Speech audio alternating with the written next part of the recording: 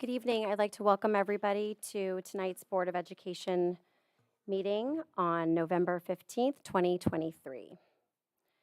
I'd like to note for the public record that as posted on this evening's agenda, Board Member Jason Remenzi will be participating from a remote location for this evening's board meeting at 685 East Wendover Boulevard in Wendover, Utah, 84083.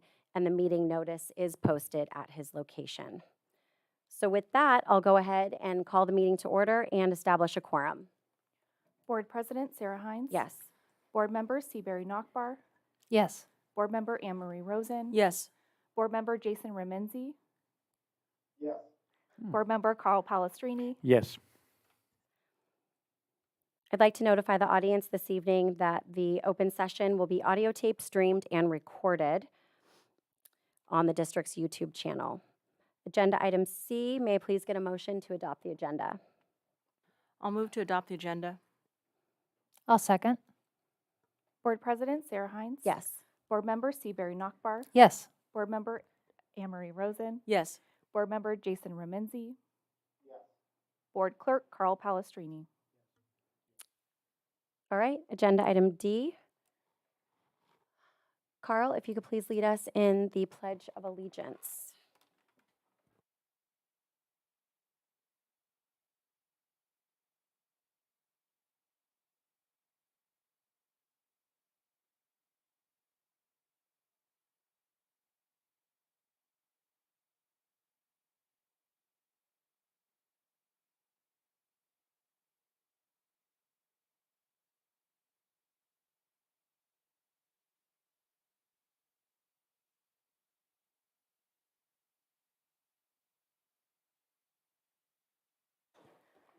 Bless you. Agenda item E, moving on to student representative, ACT, CSCA comments, Board of Education, and interim superintendent, routine status updates regarding campus activities, meeting schedules, conferences, any meetings attended, and recent developments. We'll go ahead and start with you, Marcus, our student representative. Thank you. I'd like to start by giving a report on some of the events and activities that have been happening on campuses in our district. On November 2nd, it was the Art Expo at the high school. 159 students and 8 schools participated. I spoke with the art teacher who also organizes the event, Mr. Russell, and he expressed to me some possible changes for the event in the future, such as moving the date to coincide with the college fair, so that way more universities can be there to review student portfolios and give them advice about pursuing art beyond high school, as well as possibly moving to another venue because it was cramped, just so there can be more room for students to display their art. On November 3rd at the River School, it was the Zumbathon fundraiser for Maui. On November 4th, it was the shoe game. Carmel High School won with a score of 42-21, and we do have a player in our audience here, Oscar Weigel. This is the longest winning streak so far, 9 games from 2015 to 2023. On November 8th at Carmelo, the Monterey Peninsula Ballet Theater performed the Nutcracker for students there. And last week, the new director of the Kashawa Children's Center also started as well. On November 9th, I went to the college fair at the high school gym. The event was free and open to students in the Monterey area. 40 colleges and universities participated, as well as the Marines were there as well. On November 14th, the Public Policy Club at the high school heard from Miss Anne-Marie Rosen, and we discussed the board policymaking process, and she talked about the Brown Act, educated students on what that is and how it applies to us. And she also answered questions from students about the late start and the stadium process. And I'm really glad that she came because I think it's important for students to have these conversations with elected officials, especially on campus. On November 16th and 17th, which will be this Thursday and Friday, the CHS dance team will be presenting their fall show called A Love Letter to Dance in the theater. On November 17th, Friendsgiving at the high school will be taking place, and this will be where ASB provides clubs with pies, brownies, or the gluten-free option, and in return, the clubs will make voluntary donations to the Monterey Food Bank. At Captain Cooper, on the same day, the Cooper Feast will be taking place just before students go on their Thanksgiving break. Some sports news: while many teams are still competing in CCS, some are advancing to state championships. Sports are transitioning to the winter season. I know at the middle school, the 7th and 8th grade are going to be trying out for basketball this month. Also, some points I have that concern students. I read in the Monterey Herald yesterday morning that our school district's test scores remain below pre-pandemic standards for the second year. And I know this is happening to schools across the state and across the country, but I just wanted to reiterate some of the points that were brought up in that article. In 2016, 82% of Carmel Unified students met or exceeded grade level standards in English language arts. And in 2023, 73% of students met or exceeded those same standards. A similar pattern in math has also dropped, with 72% of students meeting or exceeding expectations in 2016 compared to 62.6% of students in 2023. In comparison to last year's results, the district scores this year dropped about 5 percentage points in English language arts and 1.5% in math. And this is happening. We're not an anomaly. This is happening across the state. And this is part of a 7-year decline in our results. But I just wanted to bring this up so that the board continues to recognize and try to reverse this learning loss from the pandemic. The national bus driver shortage has been affecting our district. There's been multiple bus route cancellations and schedule modifications that have been affecting students getting to and from school, and also sports teams getting to events as well. I met with the Social Justice Advisory Group earlier this week to continue the conversation about how we can mitigate the dissemination of misinformation about the Israel-Hamas war on campus. I invited the Palestinian Muslim student at our school who was attacked to meet with us so we could listen to her perspective and better understand what information students should know and how we can relate to them best. It's been shocking to me the extent to which this issue has been affecting campuses around the country, and so I'm just trying to ensure that students in our community feel safe when discussing this sensitive topic in educational format. And I wanted to finish by saying that I'm disappointed, and I think this sentiment is shared by some teachers, staff, and students who have approached me in the past week, in the board professing transparency and the importance of community input, and then now moving into closed session to appoint a superintendent without hearing from the community to any or little extent, and without giving the community the opportunity to make comments on this in a public setting. And so I just want to address that as well, especially because multiple teachers, staff, and students have come to me to express a similar sentiment. Thank you. Thanks so much. Carl? Yes, I hear you. And also, look, we're here to listen to you tonight, and we will take whatever we hear into consideration, and it really counts. I just want you to know that. I'm going to go back to the scores that were just mentioned here by Marcus. You know, the only school that really had a pretty dramatic rise was Captain Cooper in Big Sur, which is interesting because they don't get a lot of press. And there's probably some people in the district don't know that they're even there, but they're there. And they came up significantly. I agree with Marcus. The scores are somewhat relative to actually what's happened with instruction over the last 4 years, COVID having the biggest dent in the whole thing. So I think that needs to be said. You know, in terms of curriculum, a couple of thoughts. I was looking at Oroville High School, and they have changed their honors English to a class called Pre-AP. So in other words, what they're doing is they're using their honors English class as an AP prep class, which is interesting because it does a couple things as far as I can see. One is it gets students to take it, and the students that might be, shall we say, not thinking they could be an AP student, it gives them an opportunity to get in there and give it a shot and find out that, hey, this is something you can do. That's a neat trend. The same school is doing tech with their students, mainly in automotives with, of course, their partner Honda, which we don't have. So Northern California, that's kind of cool. The thing for me on the curriculum piece is the California Math Framework, 5 years in the making, with a recommendation that 8th graders don't take Algebra 1. Now, there's a brilliant thought.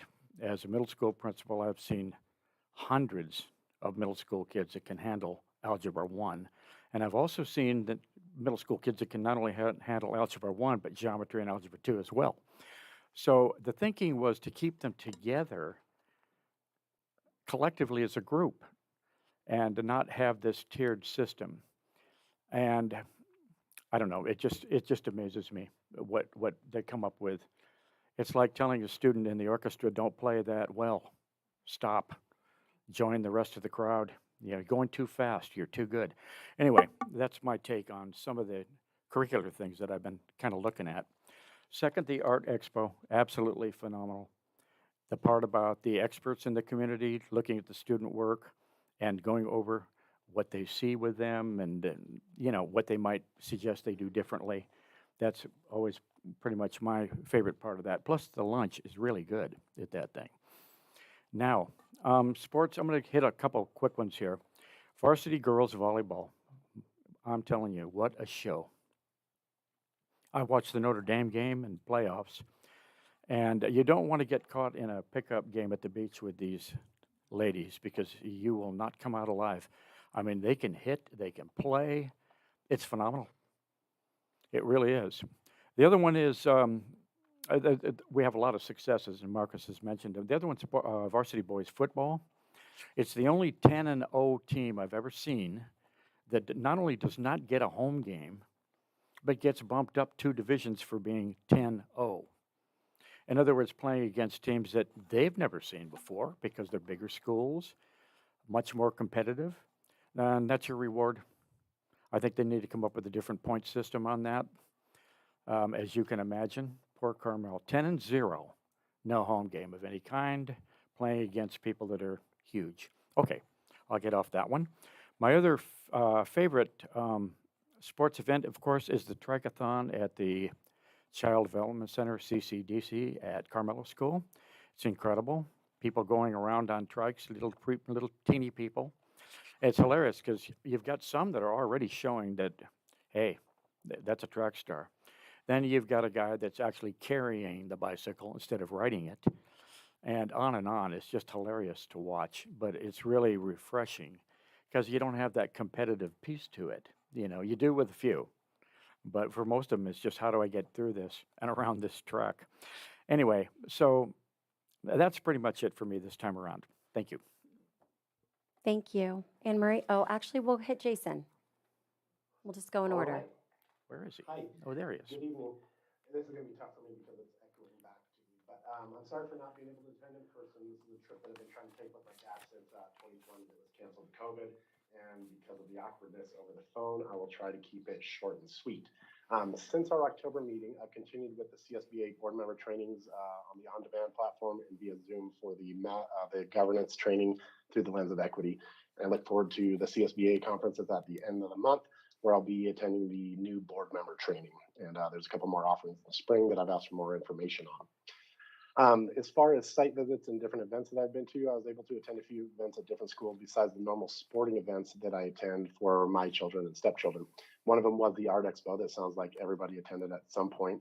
I was very impressed with the support and opportunity that we give our students to meet with professionals in the field, as well as their peers. There's a whole peer forum up on the stage where there's 30 to 40 kids sitting there talking about each other's arts, and kids were explaining how it works and the expression and what they were trying to do. All of this is really foreign to me, so it was neat to watch people that is in their wheelhouse and see them do their thing. The second event was the Triathlon at Carmelo. I stopped by for about 20 minutes, half hour, and saw 2 heats of little children racing around a oval. And it's amazing that these little kids can pedal that fast. But the whole deal with it was a big fundraiser, and the community really came together to supply silent auction items. There was a bake sale too. The quality of the silent auction items, there was dinners at great places, memberships at vineyards, spa days at the refuge. I think there was even a spa thing for Pebble Beach. And they set it up really smart where people could bid online very easily. which I think really gave the school an opportunity to make more money. Because silent auction, I always put in a bid, walk away, and I don't get it because somebody outbids me at the end. But if I have the opportunity, I would snatch it up if I could have stuck around longer. So that was cool to watch. I have site visits planned in December with Sharon to go to Carmelo and Carmel Valley High. I'd like to get to know Laura Dunn a little better.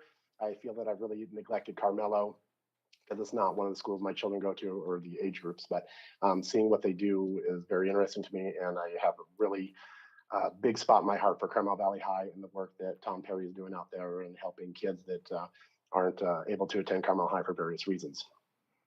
A highlight that I attended in the district for me this month was sitting down with Jennifer Abrams at the end of the day at Sunset Center, where she had just facilitated a professional development seminar to our school site administrators and district office staff. I believe the group's called the AC staff. But somebody can correct me if I'm wrong down the road. Her presentation had to do with work relationships and how to grow up together at work and treat each other with respect. A phrase that's been bouncing around my head since I met with her was, it goes, somebody is learning to be a person by watching you. If there was a young person watching you, would you be proud?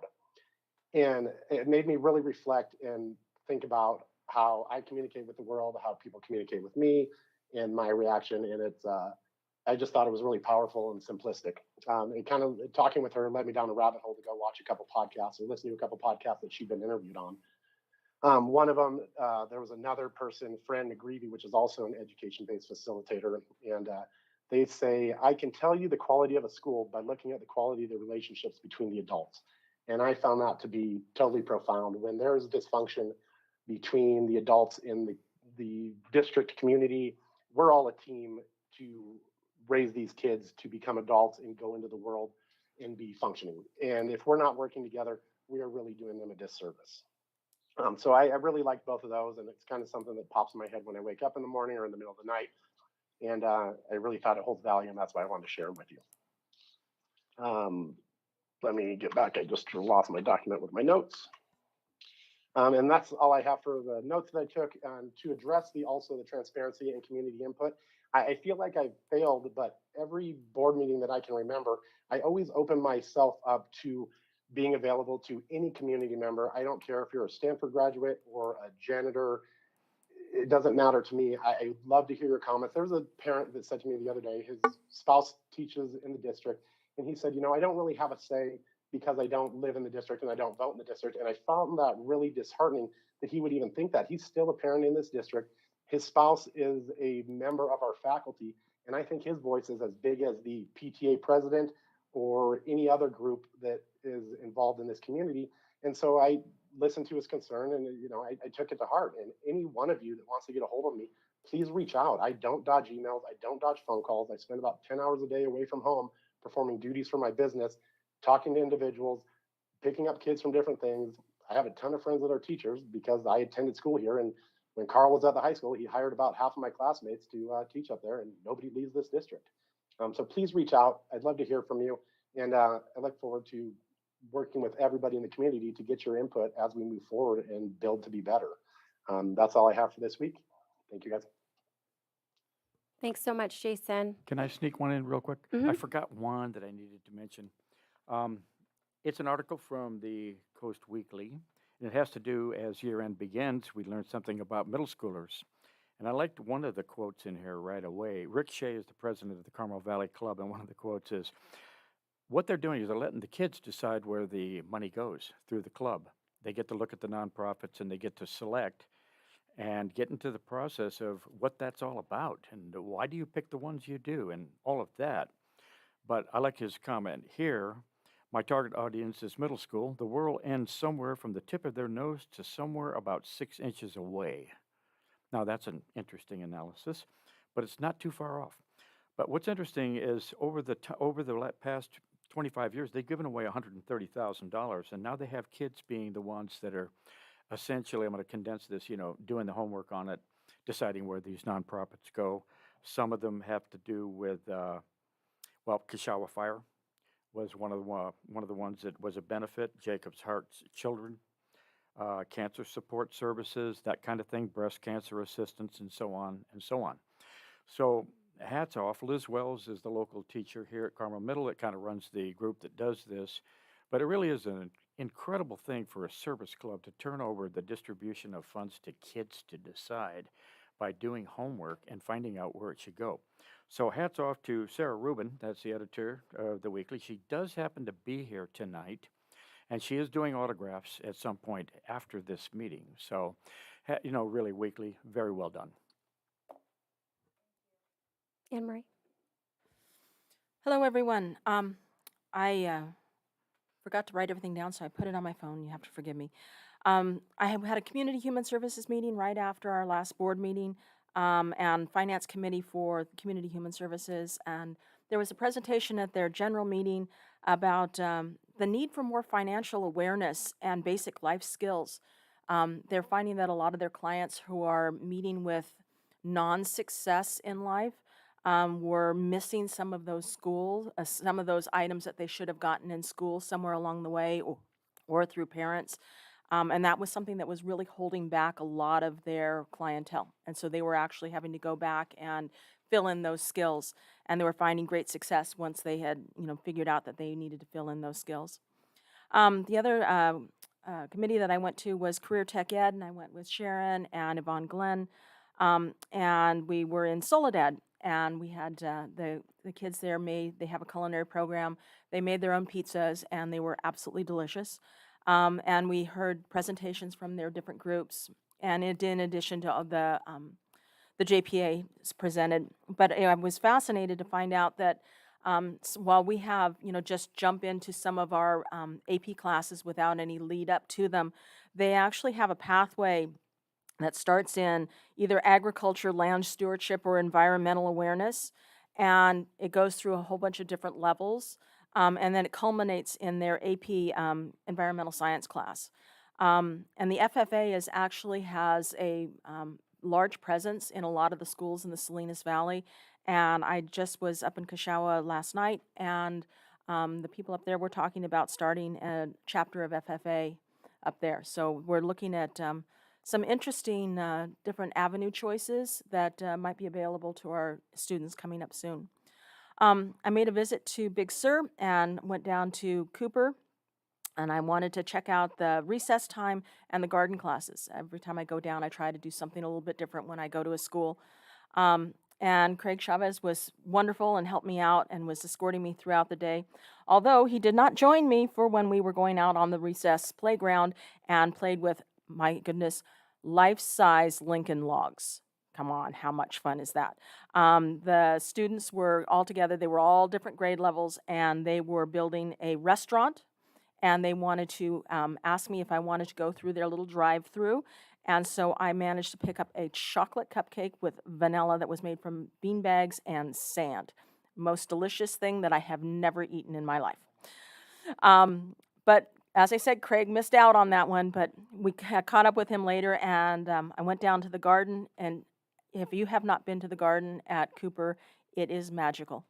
The garden teacher took the kids from the upper playground and walked all the way down to the garden and explained, what do you think could be eating this? And, what bugs could be here? And what benefits do we have? And do we need to always take out all the weeds? And do we sometimes need to leave some of the bugs? And it was very interesting to hear what the kids had to say about it.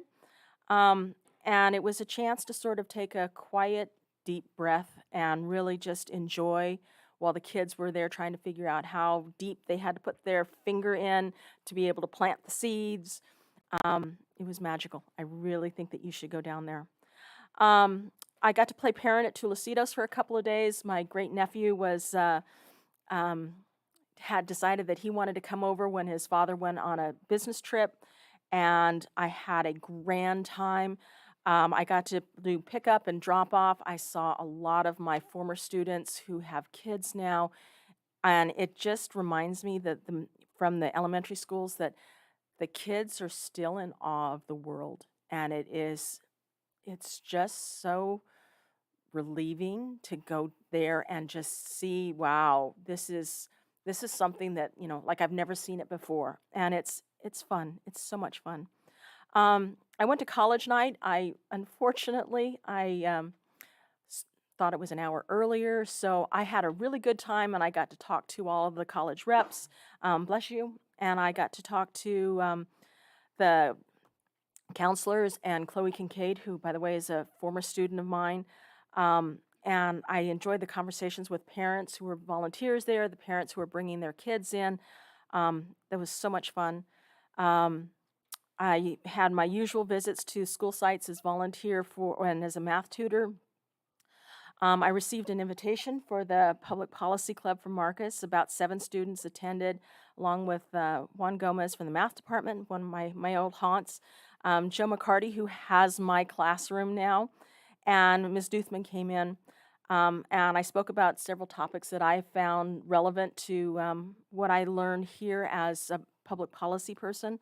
And then we ended up delving into a hot topic of late start. They either got stadium lights or late start to choose from.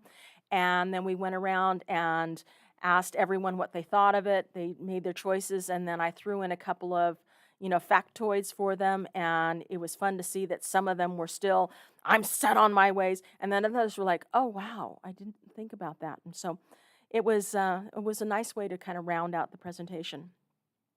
Something that came on my way that sort of made me pause for a little while, it was an email from Sharon, was sort of a directive about how to sort of go through the process of speaking with people in the district, and it's something that made me pause for a while, because in my reports I tend to be rather verbose and go on about where I've been and what I've done and who I talk to.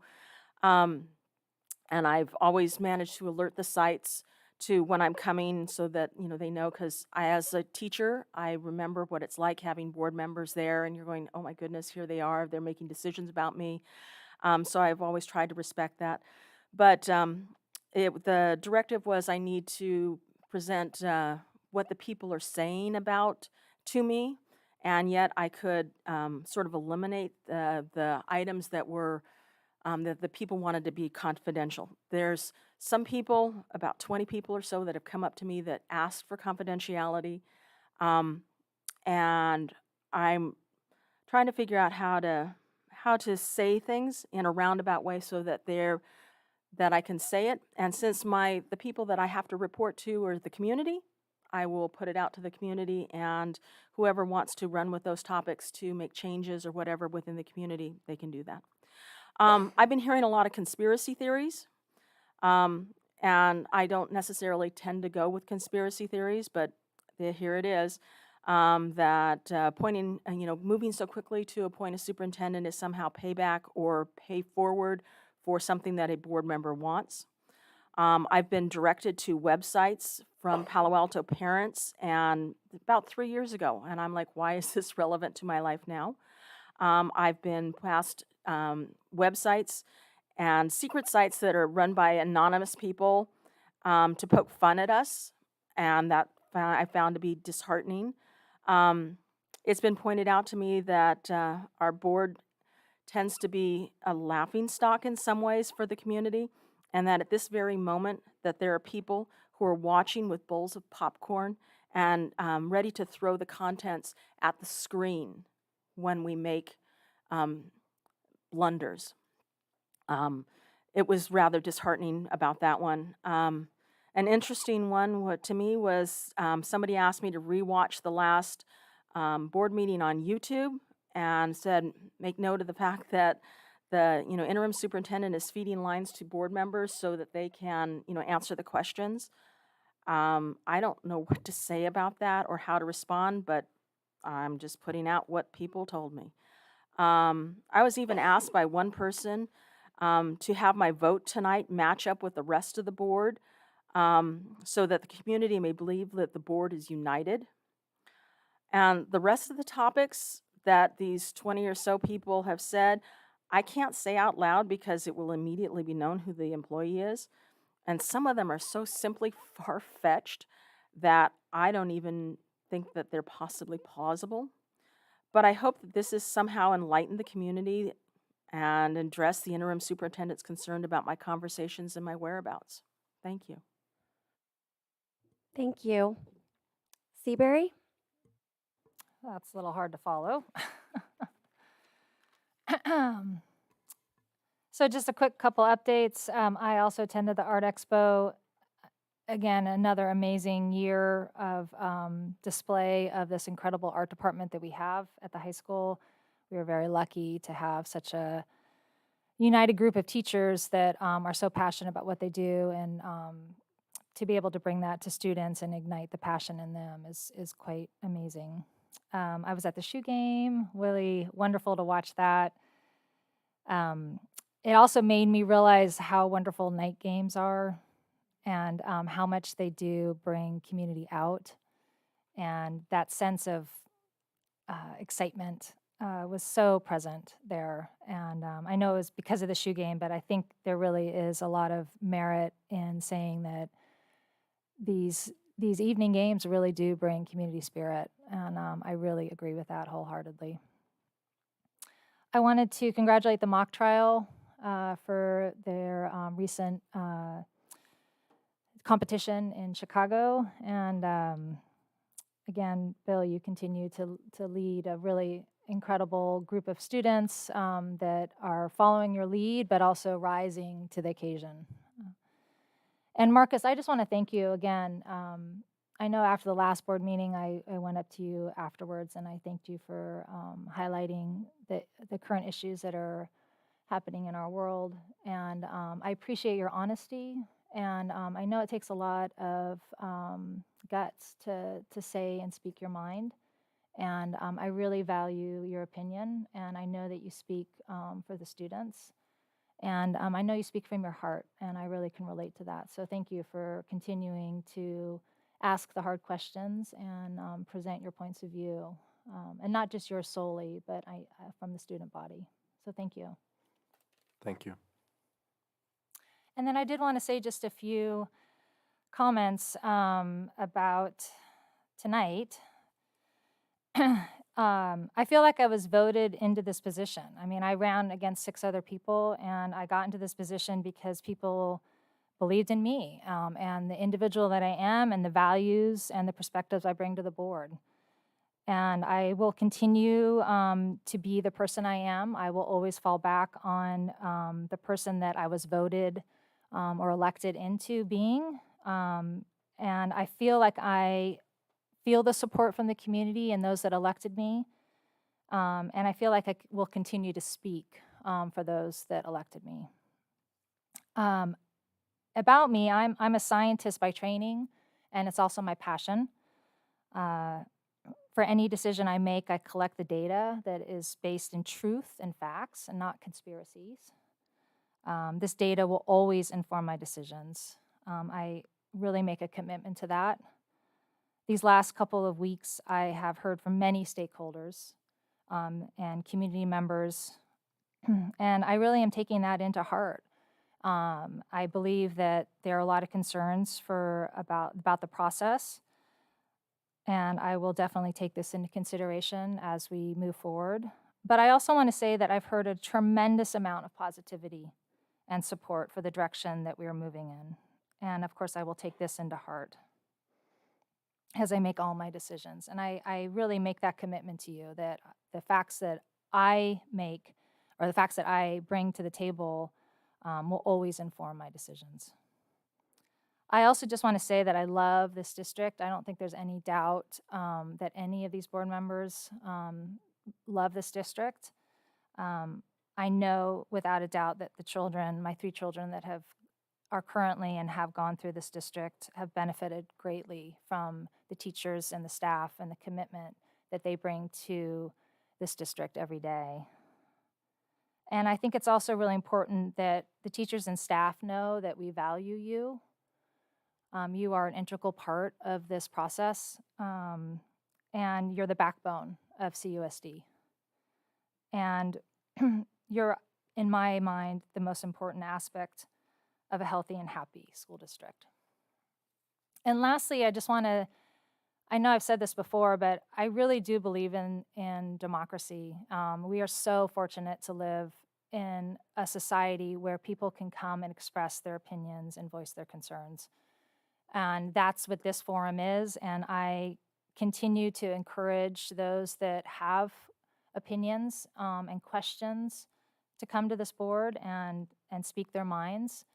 But I also encourage you to vote with your voice. And so if you're unhappy with the board members, that's your right. That's your right to say, you know what, I'm not liking the direction that this is going. And isn't that wonderful that we live in a democracy that allows for that? So I just felt like it was important to remember who I am as a part of this team and my commitment to being on this board, and that I will continue to portray my values and bring my perspectives and be true to who I am and lead from my heart. Thanks. Thanks so much. All right, so I have a few updates here. Sharon, Jason, and I attended the third of our fourth equity and inclusion training about 2 weeks ago.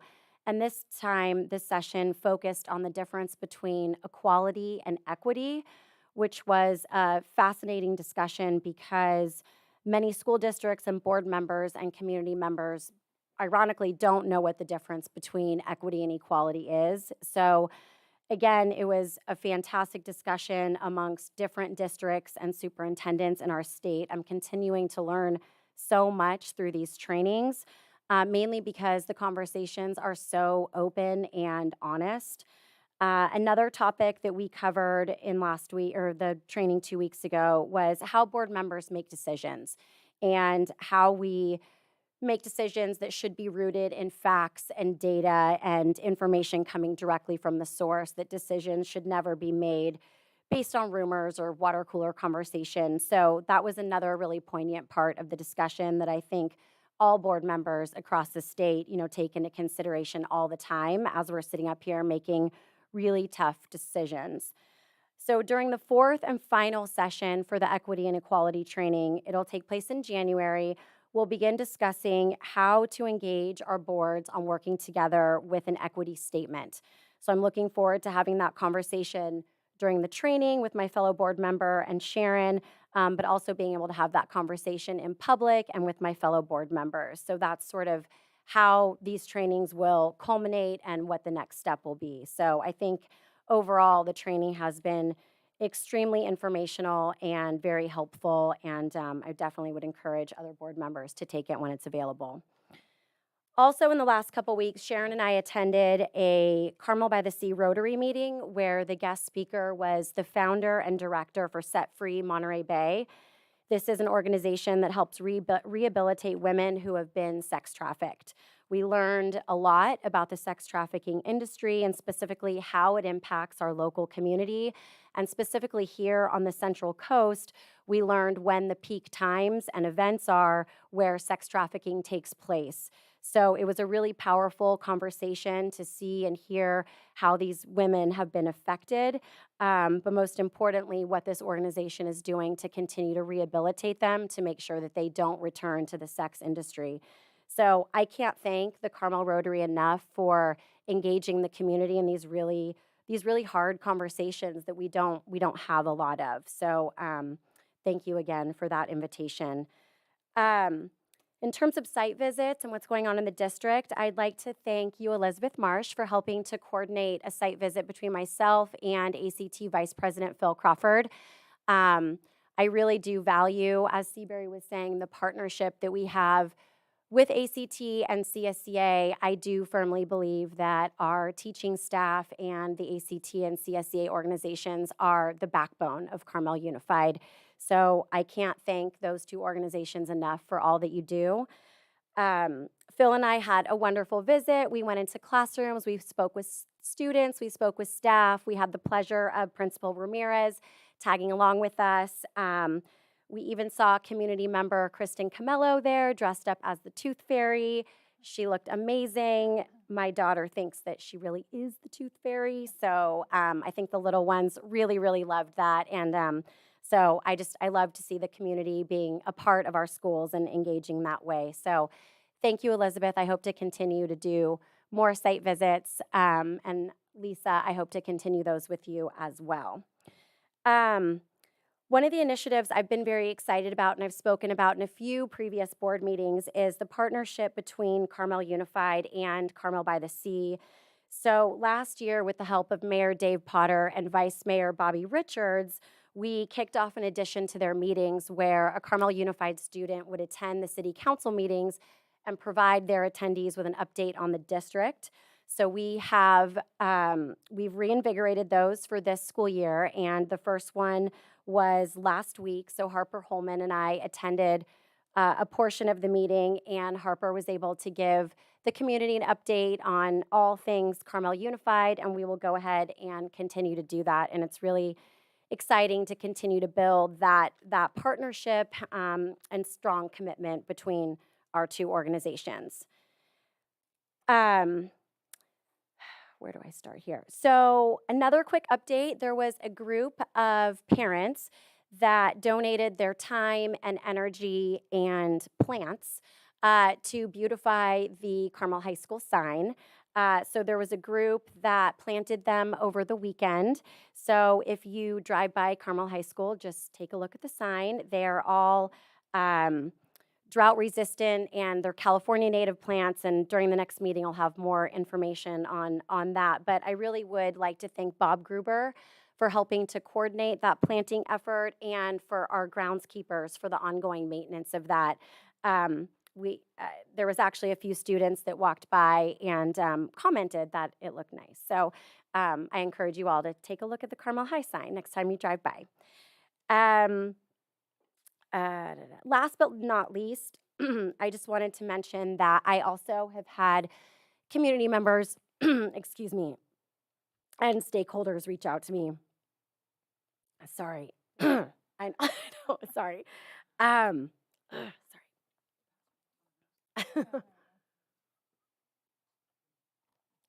Sorry about that. Thank you. I have had people reach out to me. I've had a number of conversations, as you can tell, been on the phone a lot the last week. And I just want to publicly acknowledge these very important, these very poignant conversations, and that you are being heard, and your thoughts and your views on what's going on in the district are very important to me. Like Seabury said, I absolutely love this district as well, and I want to make sure that community members and stakeholders know that their voices are being heard, and what you are saying is being taken into consideration into the decisions that I am personally making. So thank you for reaching out. Please continue to reach out. I know we all appreciate hearing from you, because we were elected by you, and to support you and to support the students and the staff of Carmel Unified. And that's all I have. Thank you.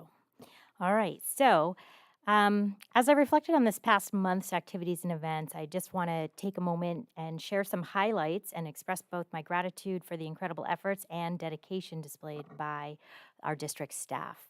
Our administrative council, as you heard a little bit ago, participated in a professional learning session with Jennifer Abrams focused on what we can do to be bigger and better versions of ourselves as collaborative team members and as leaders. Whether I'm popping into classrooms, attending a farmer's market, admiring student artwork, having an impromptu hallway conversation, meeting with administrators, talking with support staff, participating in negotiations, or cheering on our football team at the shoe game, I am able to witness firsthand the dedication and hard work of our staff on behalf of our students. Every interaction and activity is a source of inspiration and a reminder of why our collective efforts matter each and every day. Despite the challenges we have, we continue to navigate. It has been immensely rewarding to also engage with leaders from a variety of community organizations that have reached out. So I'll just run through a few of those. I have attended an informative luncheon, as you heard, on human trafficking as a guest of Graham Robertson by the Carmel by the Sea Rotary. I have met with Jeannie and Barry Frew from Leadership Carmel to learn about their program, to explore opportunities for partnership that would support the leadership development of our students, and to consider ways in which we could possibly honor students who demonstrate non-traditional leadership qualities. I've had a lovely conversation with Louis Leader from the Carmel Valley Rotary to learn about their engagement with Carmel Unified students who you heard about the article earlier, so that one was featured this week, but there are other elements to their work as well. I have also discussed how the school district can support happy holidays for all families with Monty Salas from the Kashawa Fire Protection District. And of course, I've continued to partner with Devin Cruz from Focus to ensure that we are collaborating on supporting our schools with opportunities that would not otherwise be possible without that partnership. So in closing, I would like to express my gratitude to the entire district staff and the community for their ongoing commitment and shared dedication to our students' academic success and mental health and well-being. So, thank you.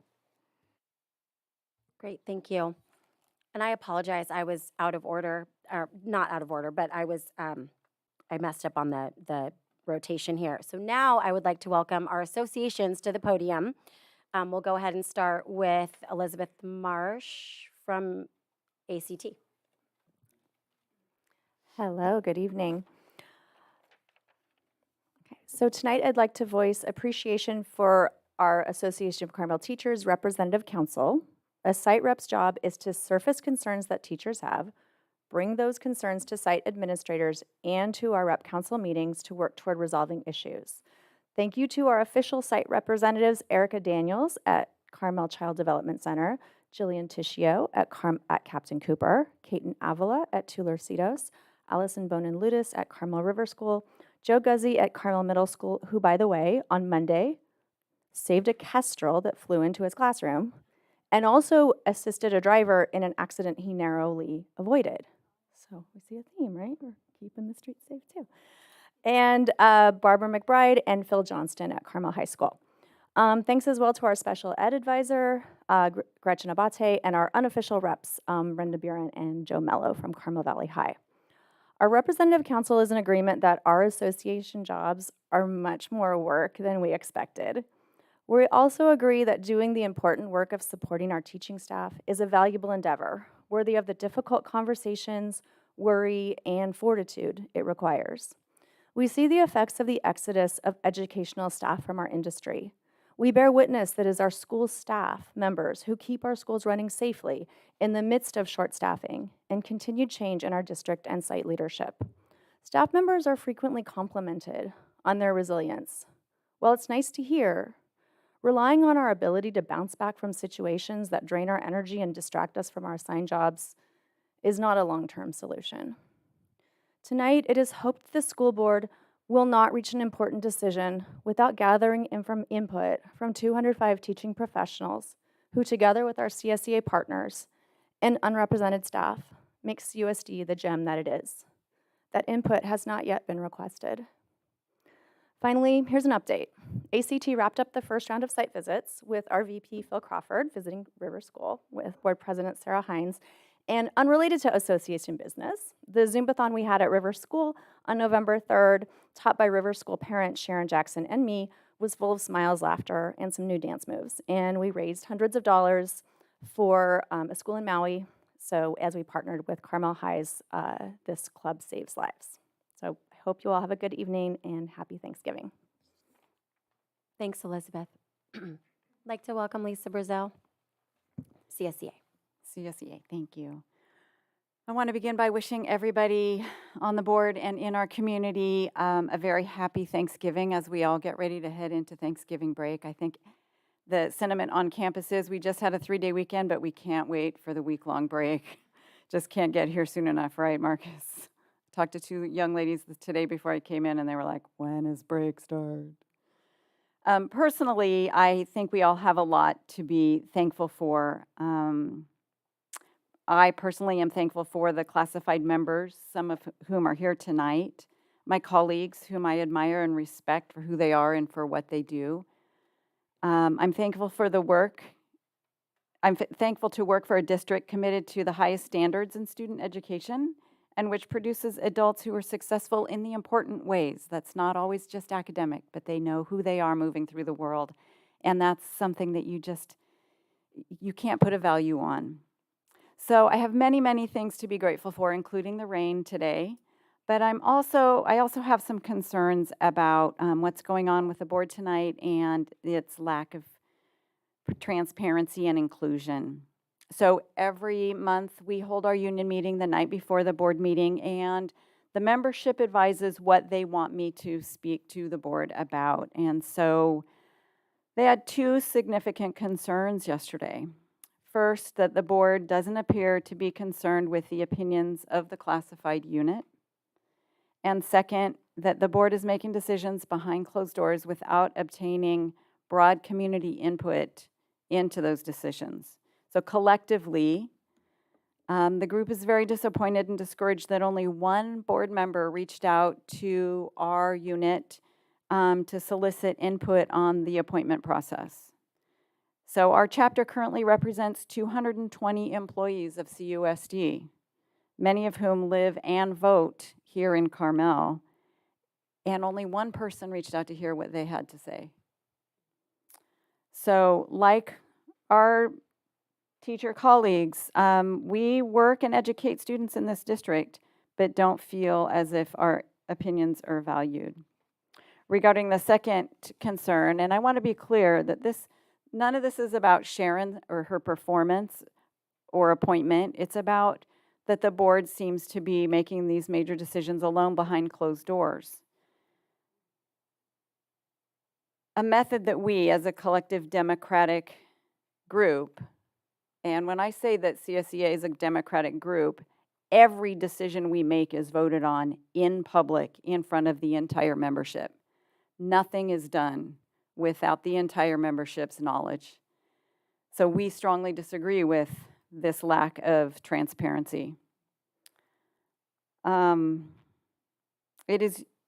We feel it is the board's job to function openly and represent the entire community, both the broad community and the community of students and staff. And we don't feel that you have done that. In contrast to the last superintendent's tenure and the related board behavior, this time around there have been no town hall meetings, no listening sessions, no open forums, or requests to hear from staff or students, something that was done extensively the last time we went through any kind of experience with the implementation of a new superintendent and the removal.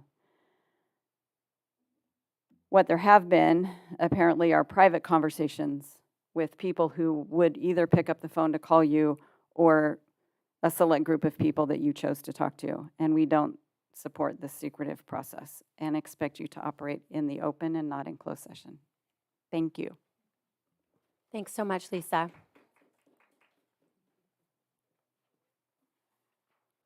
We'll move on to agenda item F. This is public comment on non-agendized open session and closed session items. This is where the members of the public may address the Board of Education regarding items on the open and closed session portion of the agenda and/or topics within the board's jurisdiction that are not on the agenda at this time. Where the board has agendized a public hearing, which we don't have one this evening, we would take public comment on that then. So we will go ahead and start with public comment number 79.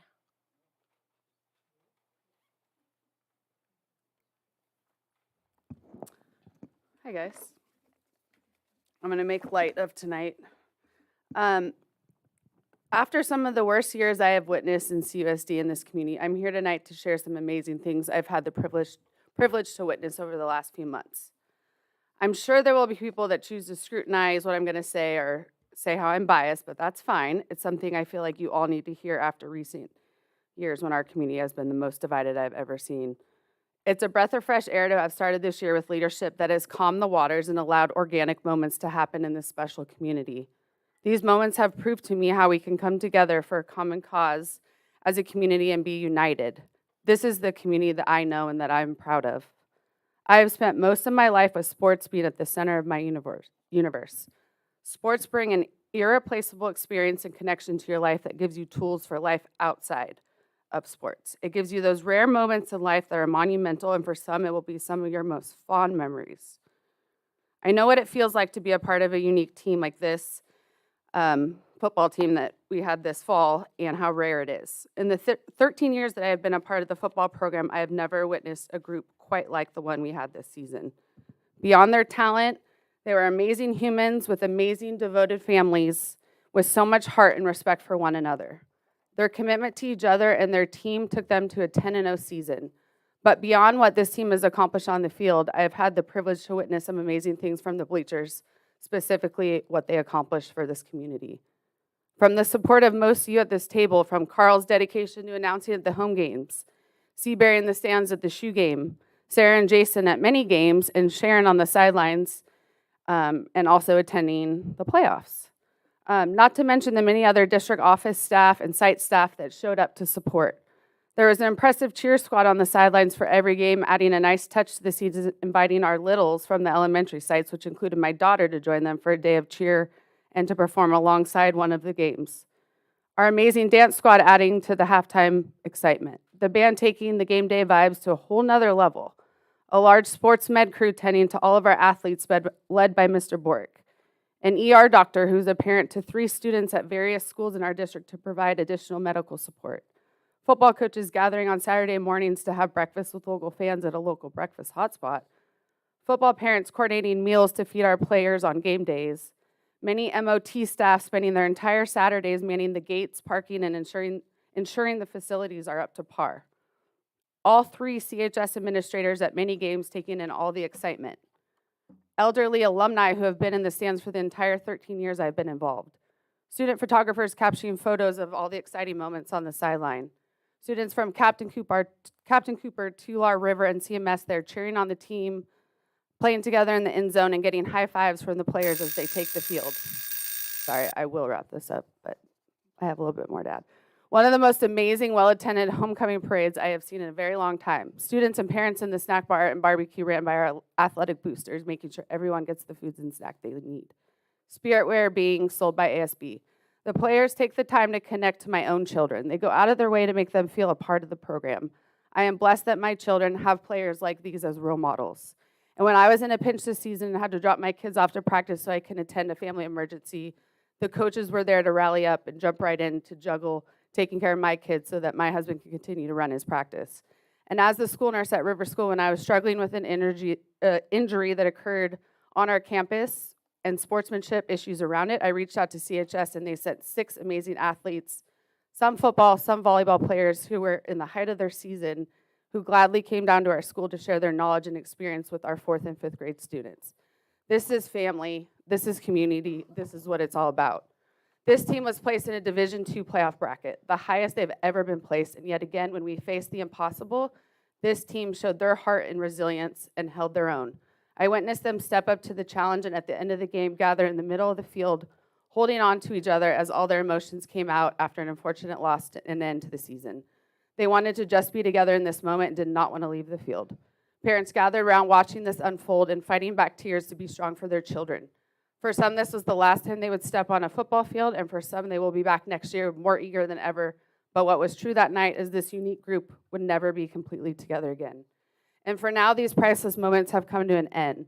I myself spent the weekend mourning the loss and helping my husband get through it, and as the players and their families going through the same emotions, they spent that time checking in on my family and other families. This is their heart. This is the selflessness that is a gift to our community. We come together through good times and bad and lean on one another. This is what community is about. We are part of something bigger than ourselves. We are a small community eager to come back from the the fight of stadium lights, COVID pandemic, turnover in leaderships, and all the other setbacks. We are resilient and have many positive things to celebrate. And the key to success and a great experience is beyond the coaching staff. It's the system and culture created around it. So let's focus on moments like this and get behind our students and staff and all the amazing things they're doing for our community.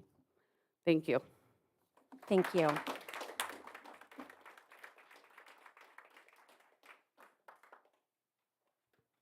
Thank you.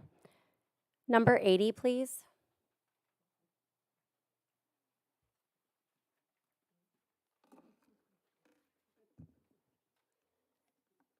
Hi, my name is Kristen Camello. Last week I helped pre-K through first learn how to brush their teeth at Carmel River School.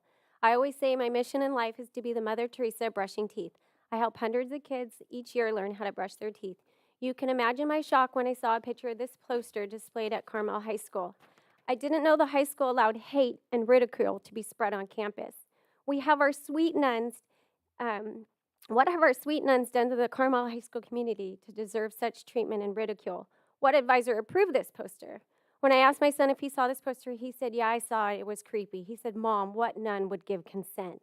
This is the problem. Many kids don't know that a nun would not give consent. They have a vow of chastity, which means they do not have sex. They give their life to the Lord and give up this part of their life. They serve in kindness and give their life as humanitarians. Posters like these could cause hate when high schoolers see these ladies in the community. The Carmelite nuns are right down the road across from Monastery Beach. They stayed cloistered and they pray for our community and the world. And if you have a prayer request, you drop it off in the box and they'll pray for your intentions. They are some of the most kind, gentle, and safe people you could ever walk up to. They give their lives to better humanity. There are many different orders that serve people in the local communities. One of the most famous orders is the Sisters of Charity, started by Mother Teresa of Calcutta. She formed the group them in the Missionaries of Charity in the Catholic Church in 1950.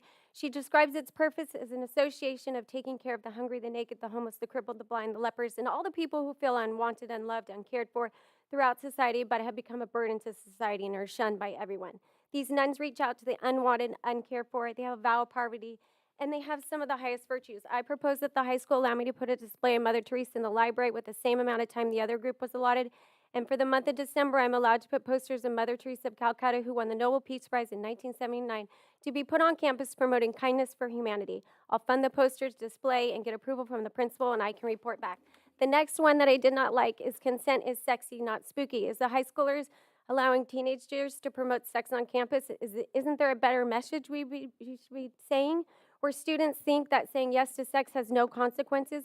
Where are the warnings about the choices you make right now can change your life forever, permanently? So choose wisely. STD, AIDS, unwanted pregnancy. How about saying no to drugs and alcohol is sexy, not spooky?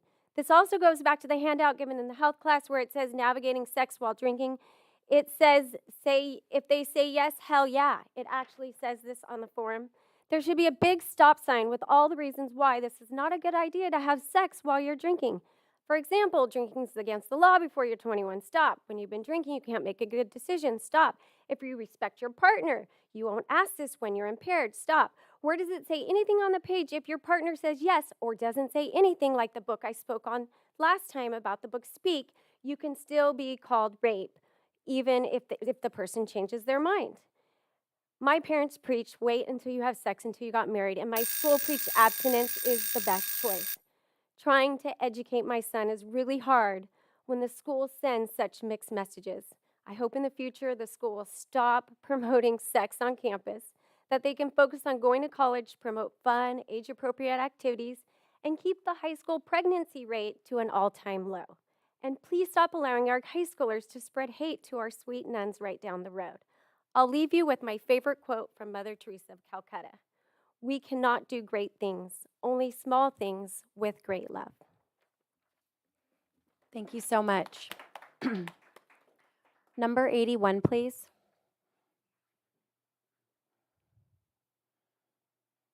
Number 82. Is there anybody else that would like to address the Board of?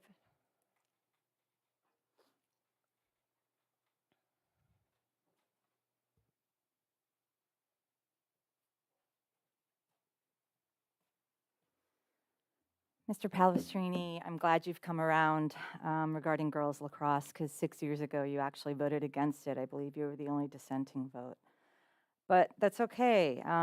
People change and evolve their outlook over 6 years. However, it was just 2 months ago that you were quoted in the Weekly in an article by Sarah Rubin. Our track record has not been very effective, said board member Carl Palestrini, who advanced the proposal to let the next board take the lead of hiring a superintendent after the November 2024 elections. That's on us and me in particular, since I've been here the longest. A different board should have an opportunity to weigh in. And now in a follow-up article in the Weekly dated yesterday, you're planning on appointing Ms. Ofek. In a moment of calm in the community, you decide to advance with a sneak attack and appoint Ms. Ofek to superintendent without any public input. How is that in compliance with the CUSD Board Policy Manual? When a vacancy occurs, the superintendent or designee shall review the job description for the position to ensure that it accurately describes the major functions and duties of the position. She shall also disseminate job announcements to ensure a wide range of candidates. Do the right thing and keep Ms. Ofek as interim until a new board is elected in. Appointing her will only be tying the hands of the new board and will most likely continue this vicious cycle of bad decisions, including a $770,000 payout to a superintendent that is no longer here, and the paying off of custodians, including a sexual harasser whose attempted transfer to Carmel River School was at the crux of Knight's dismissal. Meanwhile, my 10-year-old has had no bus service for close to a month, with no alternative provided by the district since we're unwilling to pay bus drivers a competitive living wage. Thank you. Thank you. Was there anybody else that would like to address the board?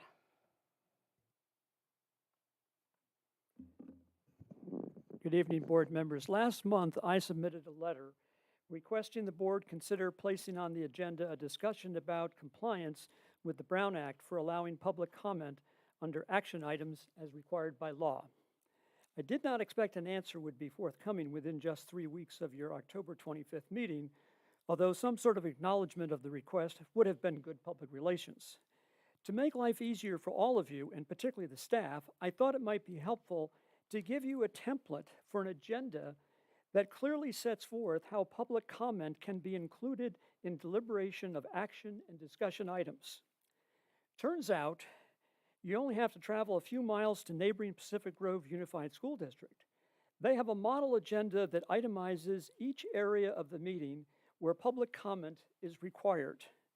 What it also is interesting is that when you go online to look at the posted school board agendas for Carmel and PG, yours is just 2 pages long, where theirs is 6 pages long.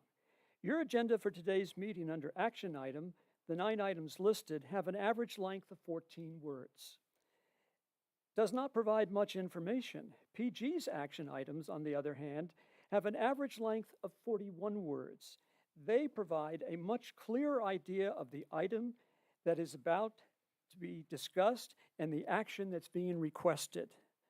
What's also really interesting about comparing the agendas, PG's for tomorrow night lists 3 items under closed session. Tonight, you have 7 items. That disparity is consistent looking back over time. It seems you like to do twice as much in secret as they do. 2 of PG's closed session agenda items are 40 words long. You can get a pretty good idea what the matter is about. Your first item tonight is only 8 words long. It says public employee appointment pursuant to Government Code S 54957B1. What's that about? Well, we actually know what that's about, trying to do things in secret. It would appear you're bound and determined to repeat the past mistakes. Comparing the agendas, it seems PG respects the public and the students. It does not appear Carmel Unified does, and I encourage you to reconsider your approach. I do hope I will hear back from you before the end of the year about placing a discussion item on the board's agenda regarding public input and complying with the Brown Act. Thank you. Thank you.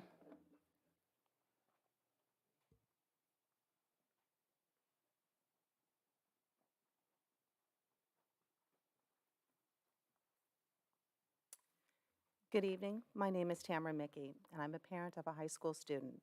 I currently serve as the Carmel High School PTO president and have served on the PTO board for the last 4 years, as well as serve on the Carmel School Site Council. In closed session this evening, the board intends to vote on the appointment of Sharon Ofek for position of superintendent.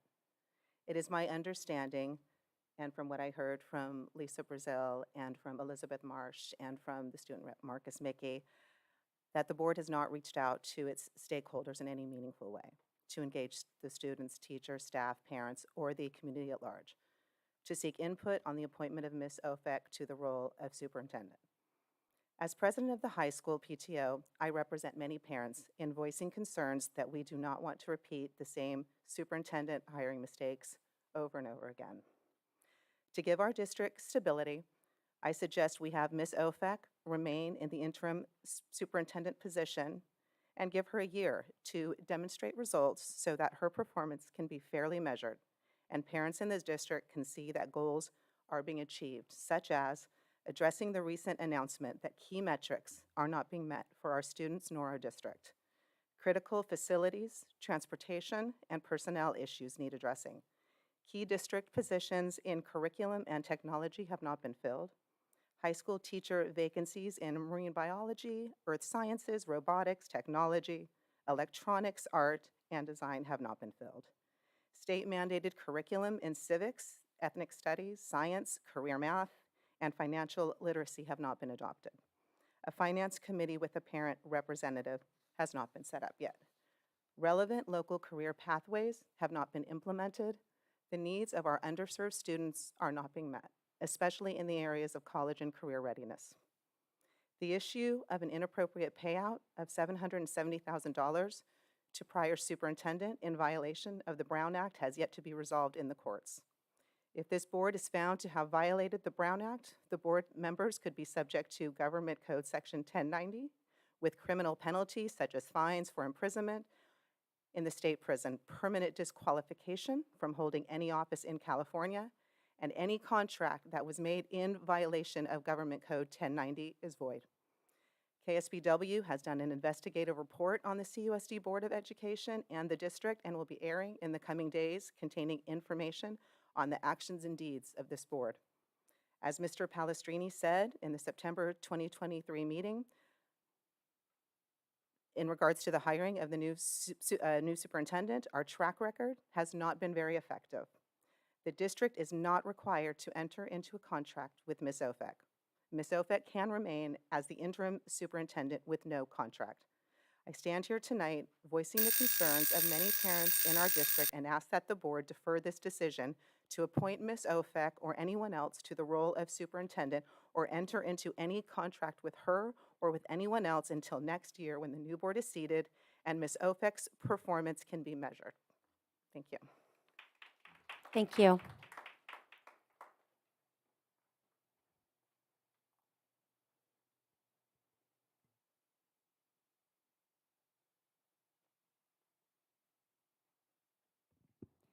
Hi, my name is Nancy Chira Garcia.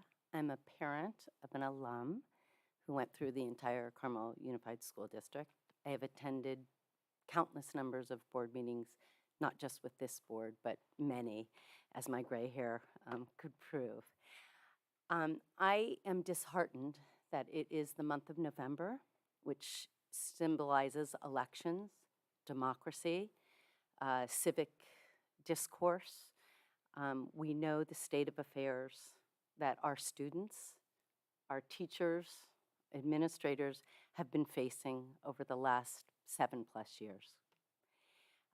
We don't want, as community members, as alums, as fellow students who are, fellow parents and current students, to witness a process that does not teach the lessons we all say are of value in the United States and within the Carmel Unified School District that I love and raised my child from pre-K through now about to graduate university.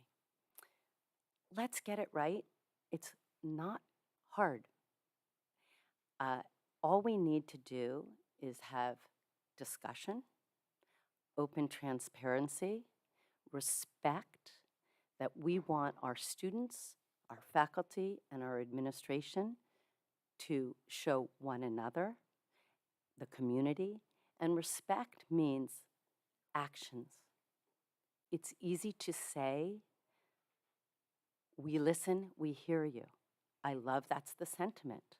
I'm grateful that's the sentiment. Let's show it in action.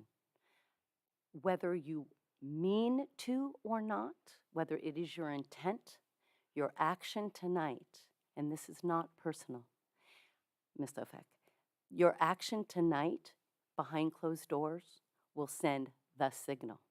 Do we believe in open community, all stakeholders, or do we do this quietly, secretly?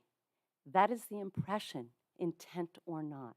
So please, in the month of November, in the year 2023, let's set egos aside, power, elected positions aside, and respect to hard-working administrators, teachers, community members, We need to do this right. Our school score has fallen to 7 out of 10 in the grade school. Not Carmel River, but Carmel High. And I believe much of that is tied to the tumult and the process and the public stuff. And a PR spin isn't what we need. We need action and we need full disclosure. And I respect how difficult it is for you all to make decisions. But let's show our students and our staff and our community the right way to have civic discourse and conversation before we elect and appoint and pay such a leadership role, the superintendent, the leader of the entire district. Thank you. Thank you so much.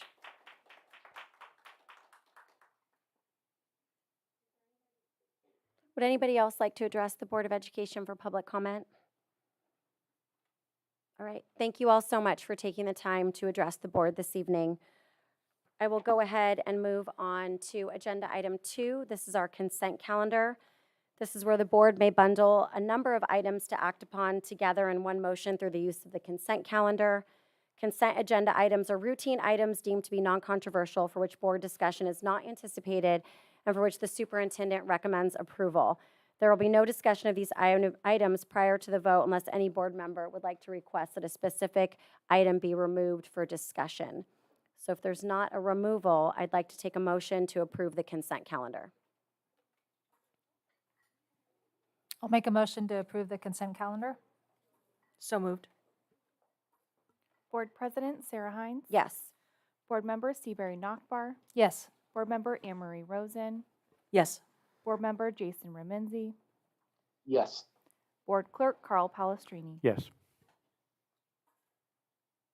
Great, thank you. Moving on to agenda item 3. These are our action discussion items and information items. And we'll start out with agenda item 3A. This is our student presentation from the Carmel High School Pause Club. So I'll pass it over to Sharon to introduce. Thank you so much. This evening we have Lizzie, who is the co-president, Addie, Olivia, and Celine from the Pause Club at Carmel High School. They are here to share information about their club's purpose, goals, and activities. I would like to appreciate their willingness to carve out time from their busy schedules for participation here this evening to let us know about their passion and advocacy for animals in shelters looking for new homes. In addition, I would like to thank their club advisor, Bill Schreier, who I think is right there, who provides them the space and the time and the support as their club advisor to be here. He's also here tonight. So thanks so much to you for your supporting our students' interest and enthusiasm. And with that, I will turn it over to the club to share their presentation. Hi, my name is Olivia Becker, and I'm here with Bella Buaro, and we are here tonight to talk about our new club at CHS, the Pause Club.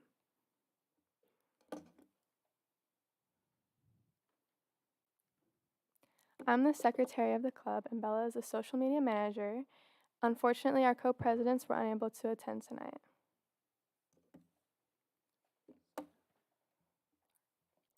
Okay, so why should students at CHS join our club? PAWS actually stands for Pets Are Worth Saving, and our mission is to help local animal shelters like the SPCA and Peace of Mind Dog Rescue in PG, and to spread awareness to those shelters. One way we are working on this is by having our members volunteer to walk dogs with Peace of Mind Dog Rescue. As you may know, Peace of Mind Dog Rescue is a nonprofit organization located in PG to help elderly animals in need of finding a home. We also spread awareness for the local dogs available at Peace of Mind Dog Rescue with flyers and on our social media, which Bella will talk more on now. Okay, so on the right, I will be posting Dog of the Weeks, and we have Flora highlighted there from Peace of Mind that is in need of adoption. And on the left-hand side, I created a poster that we put around the CHS campus that highlighted our event that we had for the t-shirt drive. that we asked students from the school to donate unwanted shirts that they weren't using, and we turn them into these dog toys that we will be donating to the local animal shelters that need it. We hold our club in Mr. Schreier's room, room 24, every other Wednesday during lunch. And you can also follow our Instagram if you like. I believe it's pause_CHS club. And thank you so much for your time. Have a great evening. Thank you so much. Thank you for that presentation. Board members, do we have any questions or comments for our presenters? Yeah, don't leave us yet. I had Marcus. I just want to say that when we received, the student council, when we received the request for this club, there was overwhelming support and just a warm feeling in the room that this was going to be happening on our campus, because there wasn't really before an accessible way for students to support animals like this at the SPCA. And so I'm really glad that this is a student initiative to bring this and make it accessible to students on campus, and they can see these posters around campus to adopt animals and how they can create these toys that will be donated to the SPCA and other shelters. And so we're really grateful to have this club on campus, and that you're here to present to the board as well and make the community aware of it. So thank you. Thank you. Thank you. Is there anything? I'm sorry. I'm so sorry. We'll go around Yep. and then we promise you can go. Yeah, sorry. Carl, do you have any comments?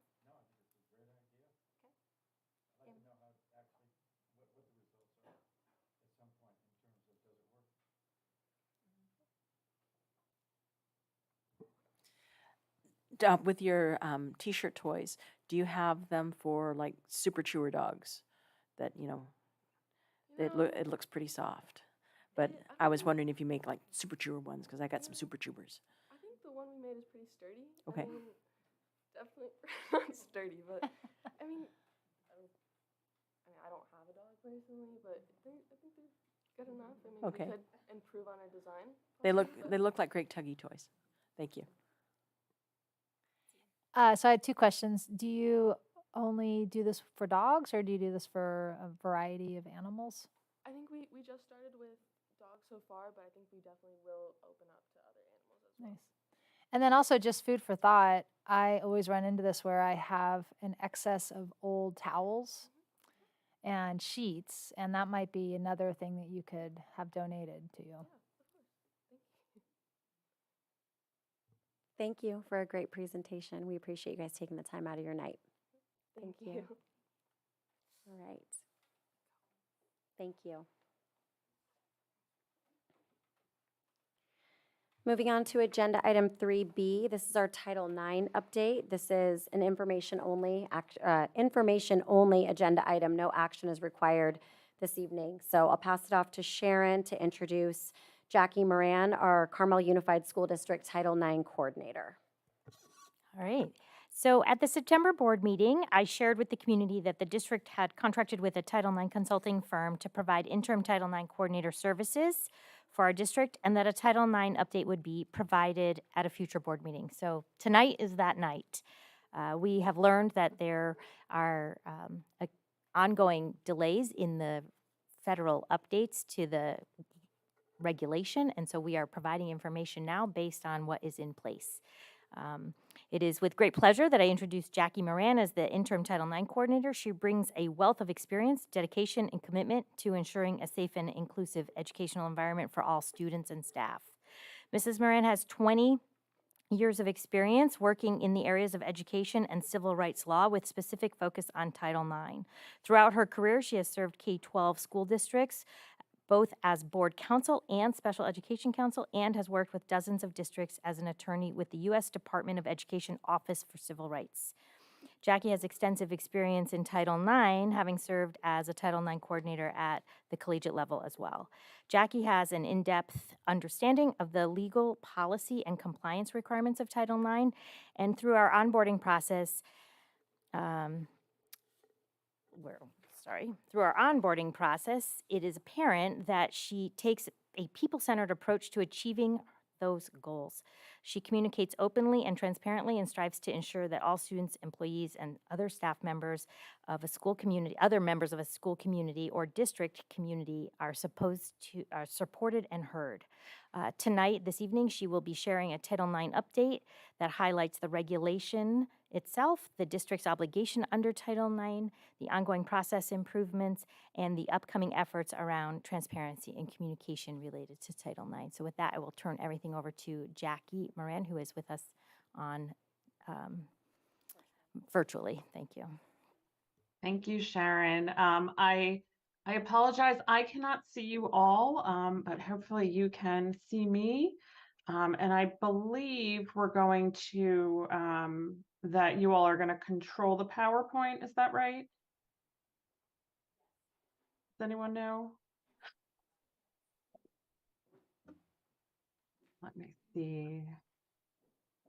The presentation is up and we. Oh, it is so up. I just can't tell- even see that. Yeah. Oh, okay. Just tell me when to advance. Okay, I don't even know what slide you're on. Well, I'm going to pretend we're on the first slide. Oh, nope, there we go. Thank you. Now I can see it. Okay. All right. So again, thank you all for the opportunity to meet with you this evening and for this opportunity to work with Carmel Unified District as the interim Title IX coordinator. As Sharon mentioned, the purpose of the presentation tonight is really twofold.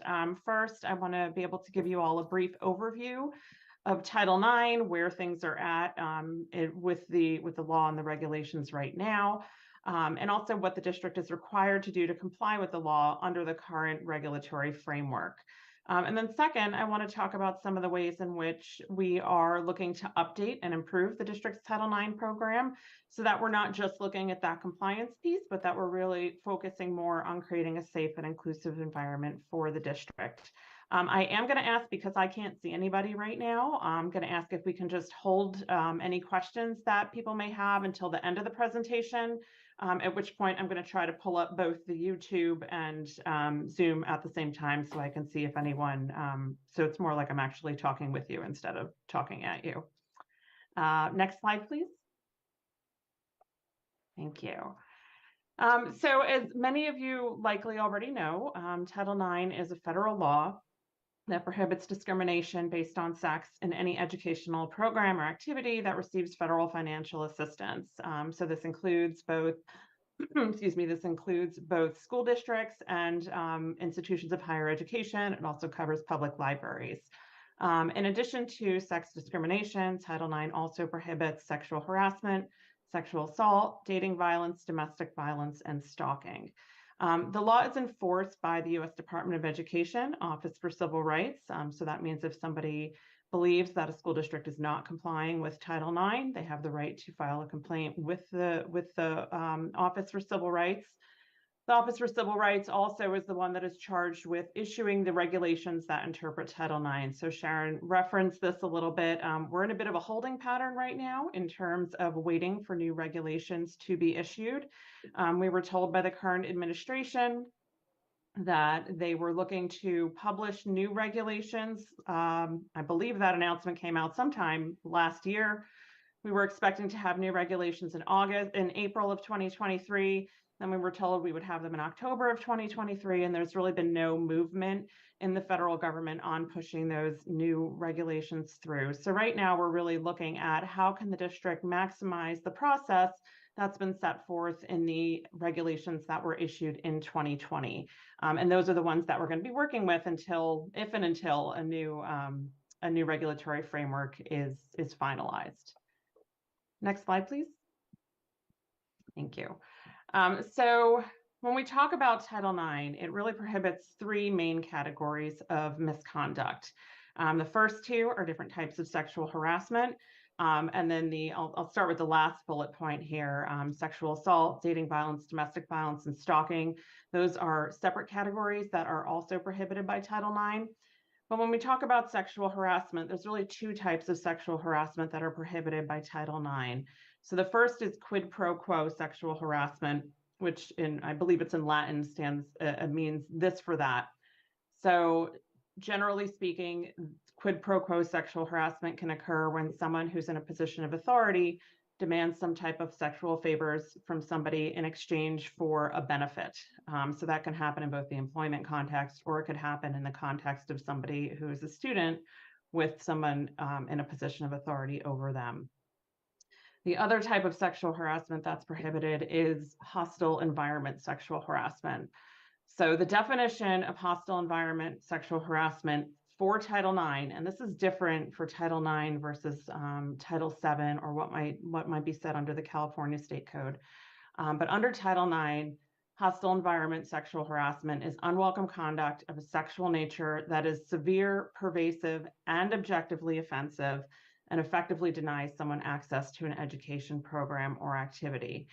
So that's actually a really narrow definition. It's a lot more narrow than what we have seen in some other federal laws, and again, as I said, in state laws. So I'm going to talk a little bit more about how that plays out when we're looking at reports that come in the district. Next slide. So in addition to defining what prohibited conduct is, Title IX also sets forth a number of obligations and requirements and responsibilities for school districts. The regulations are lengthy and have a really detailed list of what is required by the school district, or by school districts in general. So I'm just going to hit on a couple of those. The first is that all school districts, and again, this is school districts and higher ed institutions, are required to designate somebody to serve as a Title IX coordinator. They're required to adopt and publish grievance procedures. And by the grievance procedures is the term that's actually used in the regulations. But in essence, it means that there has to be some type of process and procedures that somebody can follow if they want to file a report with the district alleging that someone has violated Title IX. There's also a requirement, and this is specific to K through 12 districts, that every employee within the district is required to report if they have notice of an incident that might violate Title IX.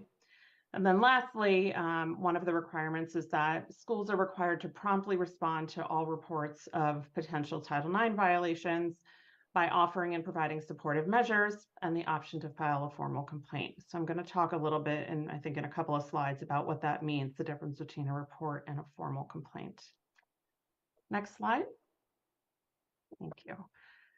So in order to comply with Title IX, like I stated before, the district is required to designate a Title IX coordinator. And then we're also required to have individuals specifically trained to serve in a number of other roles, including investigator, decision maker, and appeal decision maker. So these don't have to be full-time roles or full-time employees within the district, and they can be filled by individuals who already serve on the district staff or administration. The key point, though, is to make sure that whoever is filling those duties is properly trained, that they receive annual training, and that they have no conflict of interest in these roles, in fulfilling these roles and in fulfilling their regular job duties at the same time. That's often difficult to achieve, especially in a smaller institution or in a smaller school district, which is why a lot of these roles are often outsourced to external folks like myself to serve as coordinator. One of the role, and we see cases being referred to external investigators all over the country, because those are the individuals who really have the skill set and the training and the time to be able to conduct those investigations properly. Next slide. Thank you. So as I said before, there's school districts have an obligation when they receive a report of a potential violation of sexual misconduct to promptly respond to that report by offering supportive measures and offering the option to file a formal complaint. So I just want to emphasize that there's a significant difference between a report and a formal complaint. So in this context, when we talk about a report, that means some sort of notice to the district that an incident of sexual misconduct may have occurred. So that means it could be an email that has been sent to a school principal. It could be a phone call to district administration. It could be somebody filling out an online form and sending that in, saying that an incident might have occurred, or an incident might have occurred that might violate Title IX. So that's what a report is. It's a way for individuals to tell their story, or to tell the district that something might have happened. And what that does is it allows the district to respond in a way where we can share information, provide support as necessary to any of the involved individuals, and then discuss options for resolution. On the flip side, a formal complaint, and this is actually defined, the term formal complaint is explicitly defined in the Title IX regulations as a document that is signed by a complainant or the Title IX coordinator asking the district to initiate a resolution process under Title IX complaint procedures. So that is literally the document, or we can do it electronically as well, whereby someone says, I would like to initiate an investigation process, or I would like to initiate an informal resolution process, meaning some type of mediation or restorative practices. So it has a really narrow and specific definition when we're talking about a formal complaint. And one thing I want to note with regards to reports and formal complaints, the number of reports that a school district receives is always going to outnumber the number of formal complaints in any given time frame. Also, it's not uncommon for a district to receive multiple reports about the same incident.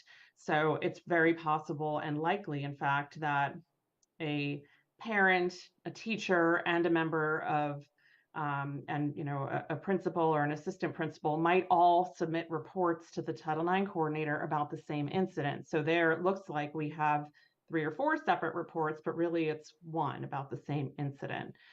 So we have to be careful not to just count reports and compare that year over year, because it really could artificially inflate the numbers if we've received multiple reports about the same incident or series of incidents. Next slide, please. So speaking specific, that's sort of general, talking about Title IX and the Title IX regulations. But now speaking specifically about Carmel Unified, when someone submits a report of an incident of potential sex discrimination or sexual harassment, there's a number of different policies that could potentially apply. So I kind of like to think of these as different buckets that the report might fall into. And that smallest bucket really is Title IX. A report only falls into that category if it meets that one of those narrow definitions that we talked about a couple of minutes ago. And there's also additional jurisdictional requirements that a report has to meet in order to fall under the Title IX policy. However, if a report does not rise to the level of Title IX or meet those specific jurisdictional requirements, it often will fall into one of the broader buckets of either a UCP, if we're talking about students, or it could fall under the non-discrimination in employment policy in the context of employees. And it's important for the district to be able to differentiate between which category a report might fall into, because each policy has slightly different procedures, so the process for resolution might look slightly different depending on which policy is being implemented. Next slide, please. So specifically, when we're comparing a Title IX report or Title IX versus UCP, I don't like to call something a Title IX report or a UCP report. It's really just a general report. We've received notice that an incident of sexual harassment might have occurred. What I envision is that it's my role to determine which procedure actually applies, because it's very difficult for somebody who's reporting the incident to kind of know all of the nuances that might shift a report to fall under Title IX versus falling under UCP.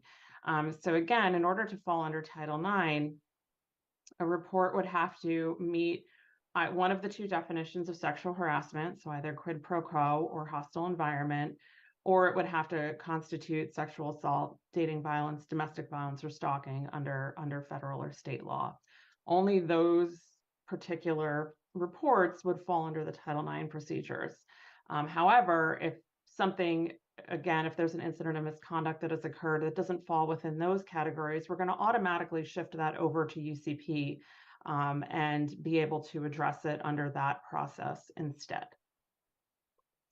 And like I said, our goal is to be able to make this easier for people who are reporting, so they don't have to say, I think this is a Title IX complaint, or I think this is a UCP complaint. If they just submit the report, I'll take a look at the information. I can go back to them and gather more information if needed, so that I can determine which is the appropriate process for the district to follow to resolve that report. Next slide. So over the past several weeks, we've been looking at some ways that we can make some improvements to the district's Title IX program to, again, ensure consistent and compliant processes and procedures, including making sure that we're responding to all reports in a timely manner. So some of the specific improvements that we have made: one is designated, oh, I realize you can't see this on the slide. Oh, it shows up better on yours. Okay. One is designated an independent Title IX coordinator. And I've included on the slide here the email address that has been created in order for individuals to contact the Title IX coordinator. So it's title9@carmelunified.org. Any email sent to that address comes directly to me and only to me. And then once, if I receive a report at that email address, I'll take the proper steps to make sure that we're responding to it in a time. Located on the East Coast, so my time might be slightly different from your time in California. So if something is sent later in the evening in California, I likely won't get to it until the following day. But I always encourage folks, Title IX is not intended to be an emergency contact. So if there's any concerns, immediate concerns about somebody's safety, I would always encourage you to contact the local police, not the Title IX office. But if there is a concern about a potential policy violation, that's where the information would come to me, and I'll be able to respond to you. My goal is always to respond within 48 hours. Assuming that the report doesn't come in at 4 o'clock on a Friday. Although even then, I would likely get back to you first thing Monday morning. We're also looking at revising the reporting form. Again, like I mentioned before, I want to make this accessible to individuals. So we're looking at creating a reporting form that's a little bit more general, that can then be funneled through the Title IX office to determine which process or procedure it might fall under. We're also going to be providing training to all the site leaders and administrative council within the next few weeks. And we're going to conduct a comprehensive review of all relevant policies and procedures, meaning, UCP procedures as they apply to sexual harassment, the Title IX process and procedures, and anything else that might be implicated with those types of reports. Next slide.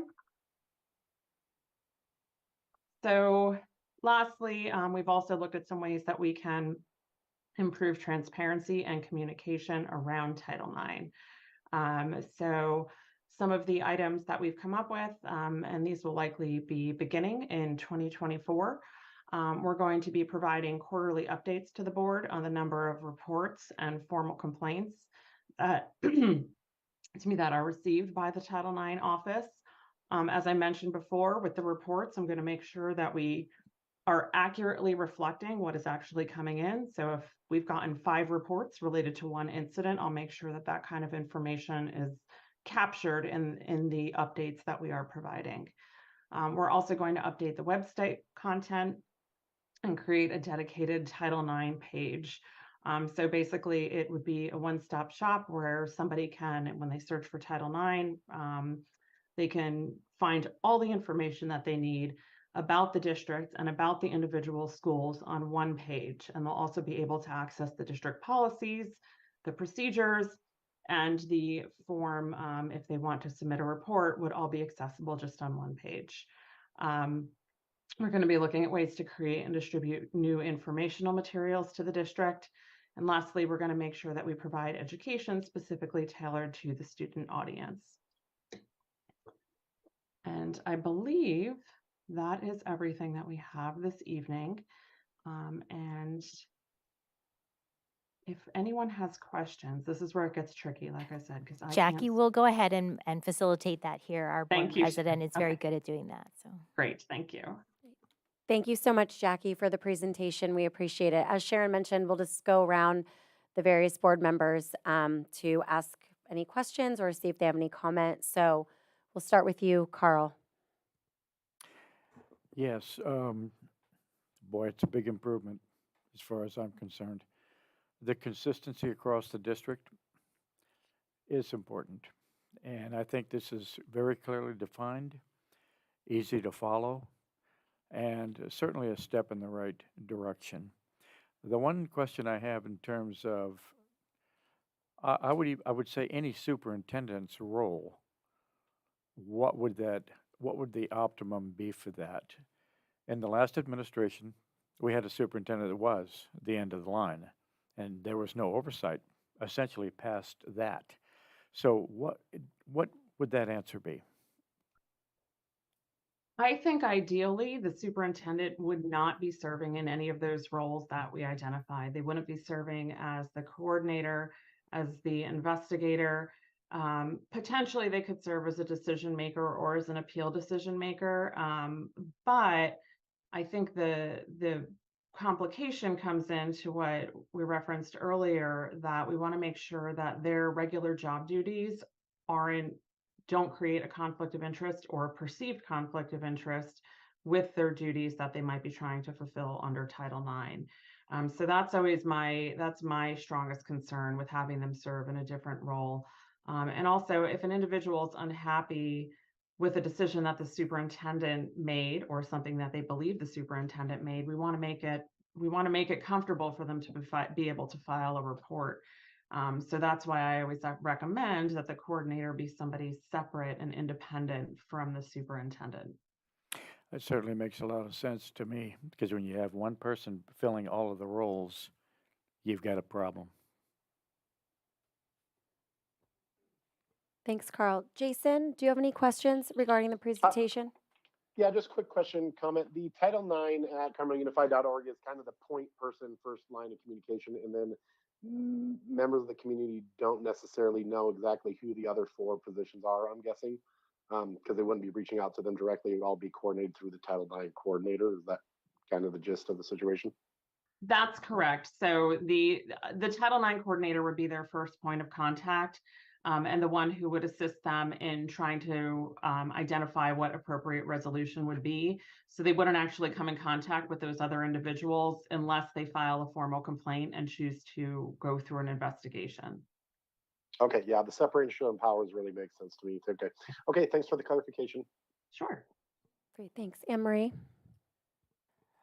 I have quite a few questions, and I just sort of referenced it by slide number. Is that all Okay. right, how I did that? Absolutely. So I said that the title page was slide 1, so just so you know where I'm looking. Perfect. I've got my slides pulled up. Beautiful. So my understanding that when Title IX first came around, I was looking at, it was student athletes, and so and my understanding was that girls teams versus boys teams should be treated the same way. So if one gets a bus, the other one should get a bus, and things like that.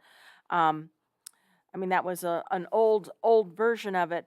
I just was wondering about making sure that we have training going on, and when is that? Is that going to be coming from you? Is that going to be something that is done on site?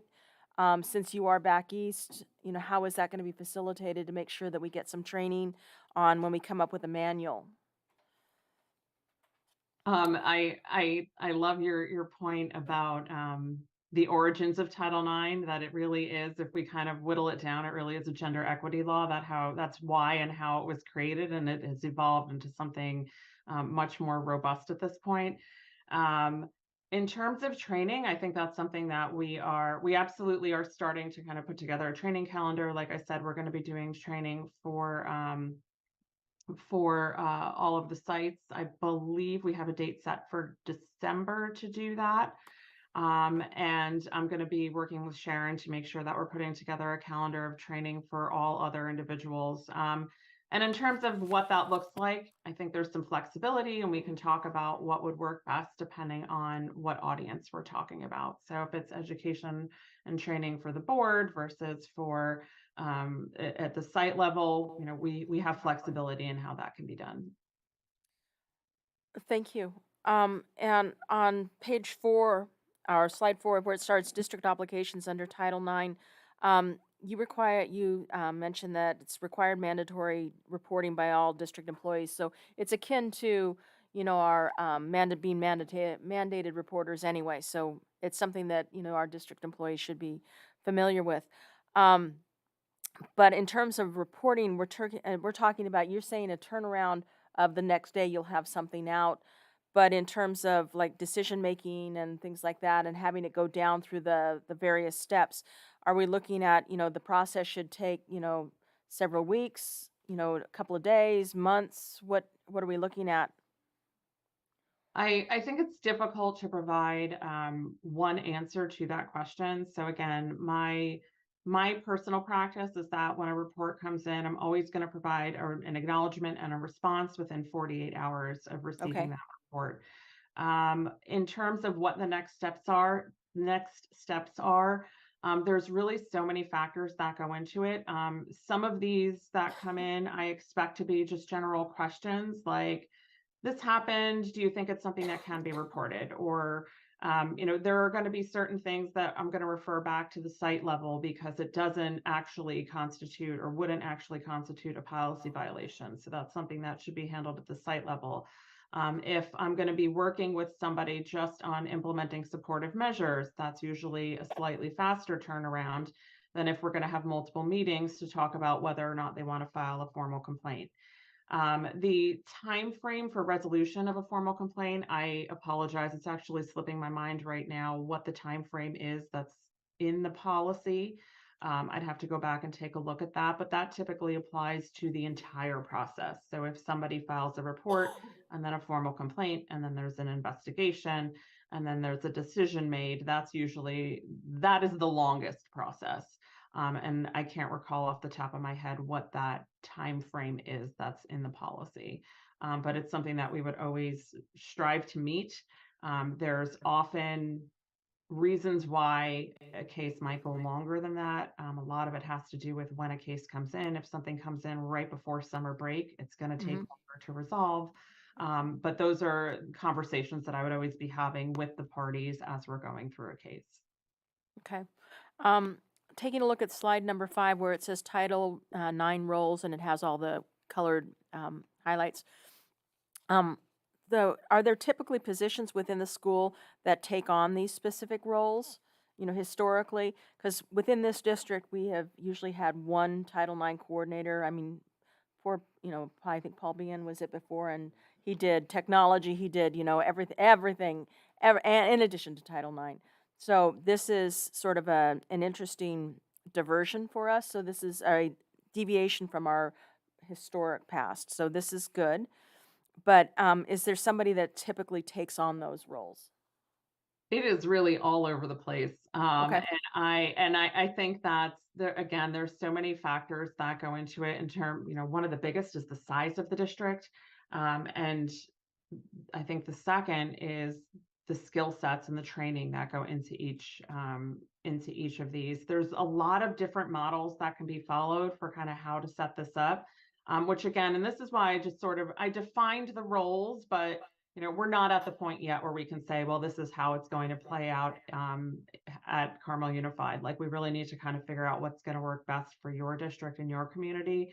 But these are the general roles that have to be fulfilled in some way. And there's a number of different ways that we can consider doing that. So, are you looking at like these should be like cabinet level positions? Should this be, administrative level, similar positions, or should they, anybody can take on those roles? Again, I think it really depends. And we have to just make sure that however they're done, it's going to not create a conflict of interest. And again, these aren't necessarily full-time roles in large part because, an investigator and a decision maker and the appeal decision maker are only needed occasionally. They're only needed when there is a formal complaint and a formal investigation going. So it's not going to be in most cases, in most districts, it likely wouldn't be a full-time position. So again, there's the option for outsourcing, there's the option for training internal folks. we really have to kind of take some time to figure out what is going to work out best for the district. Okay. And in terms of outsourcing, currently your firm, you and your firm are taking on the roles of these 4 roles for us for this year, I take it? Is that what I'm hearing from?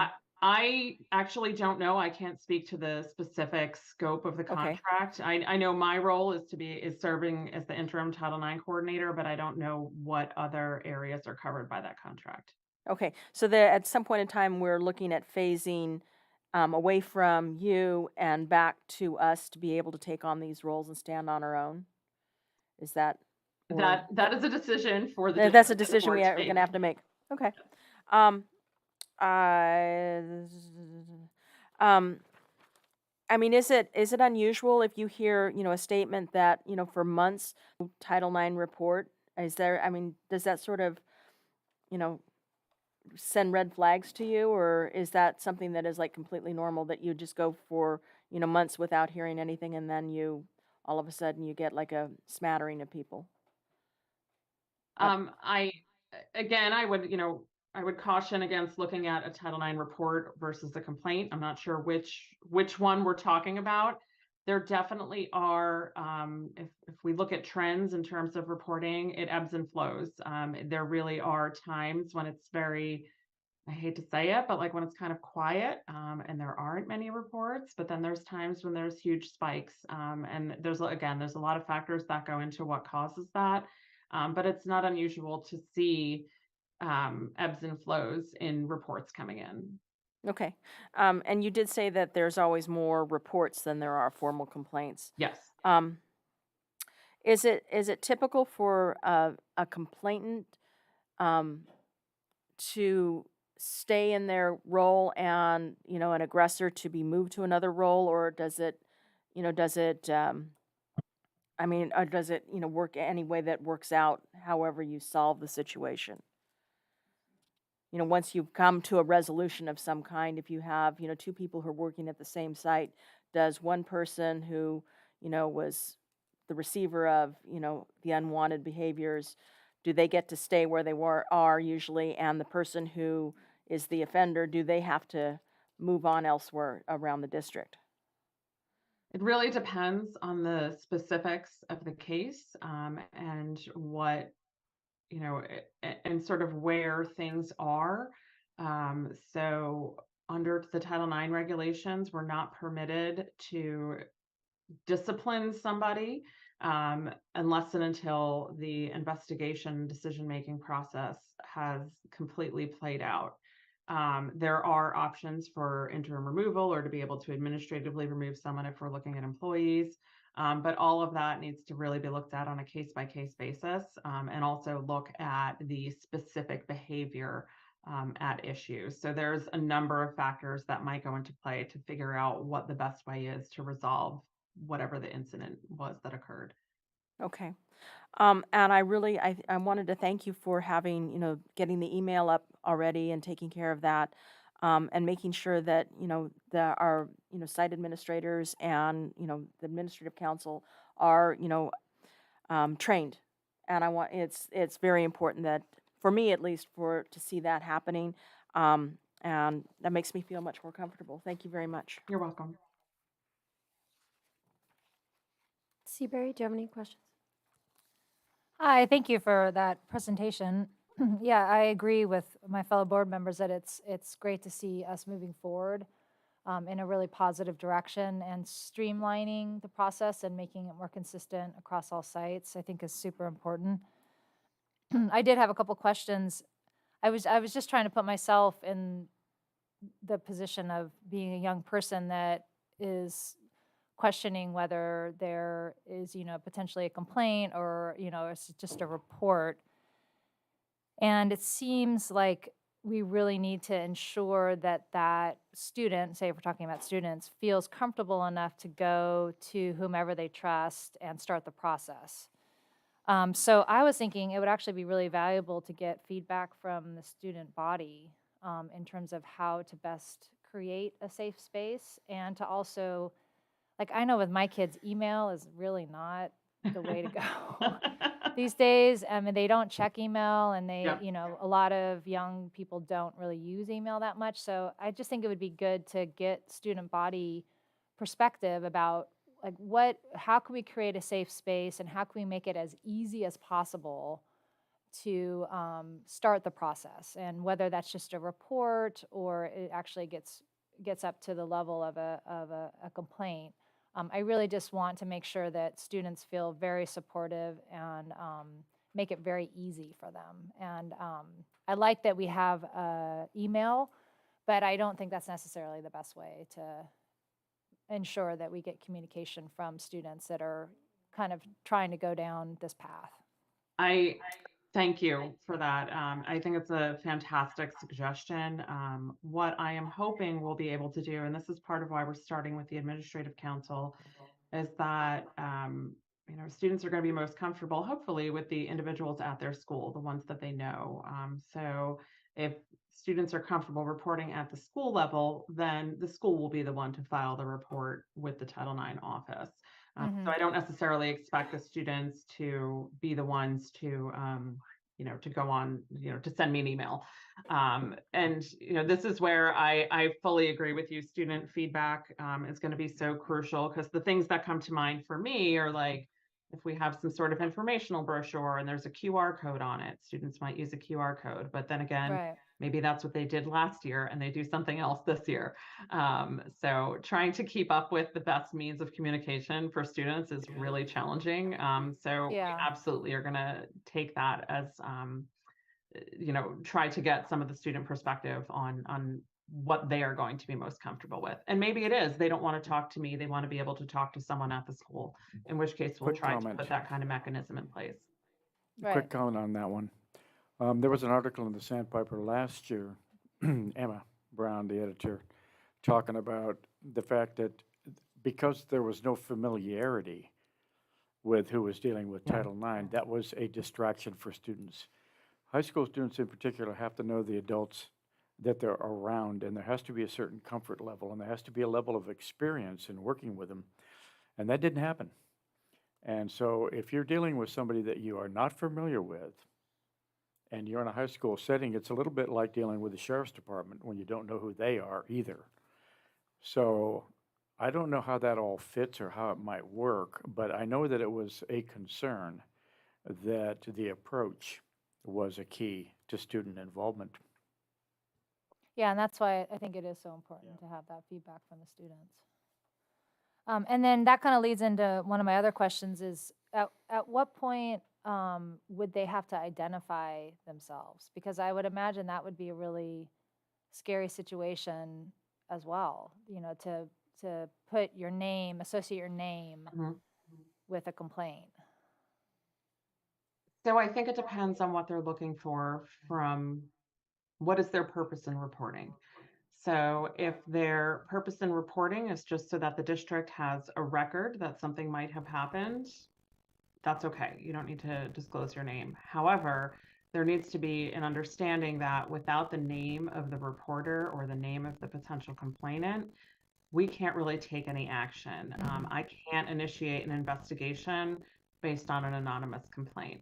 And I can't help a student or provide them with support just based on an anonymous complaint. I can't remove a student from a classroom or from a school based on an anonymous complaint. We're really, really limited in what we can do if we don't have information.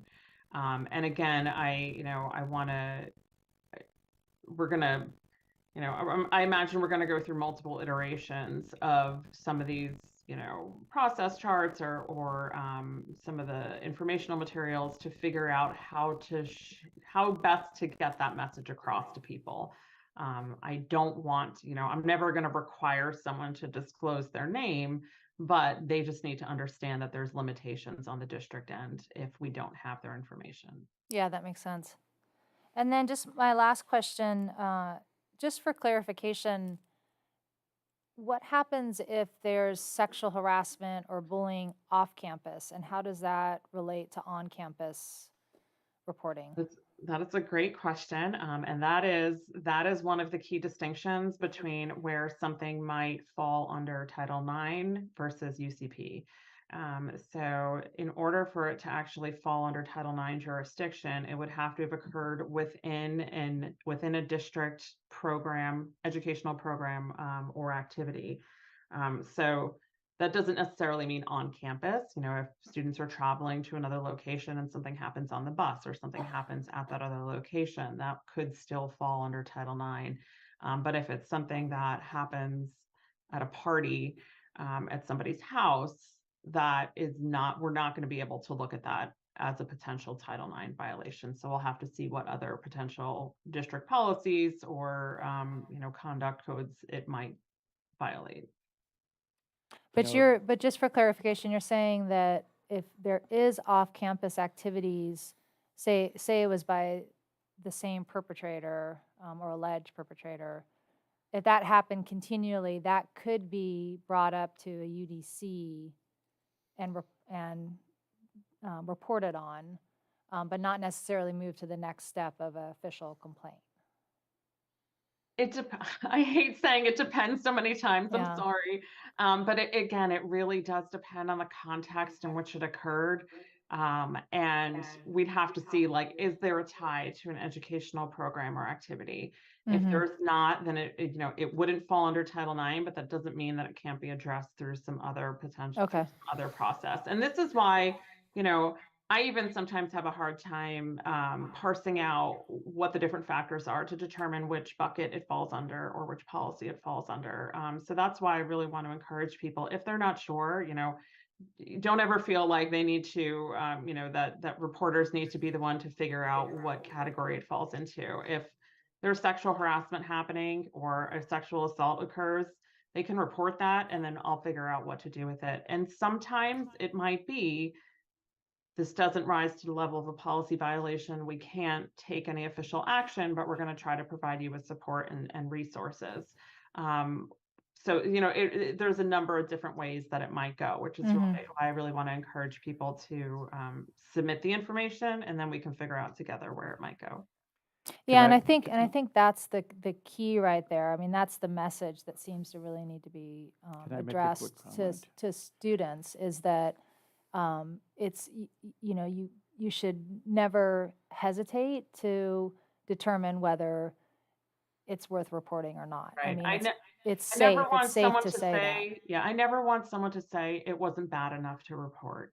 Or, it could have been worse. Like, I really want them to feel comfortable coming forward when something that made them uncomfortable happened.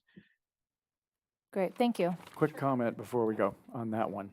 Schools' jurisdictions are limited to school events, activities to and from school.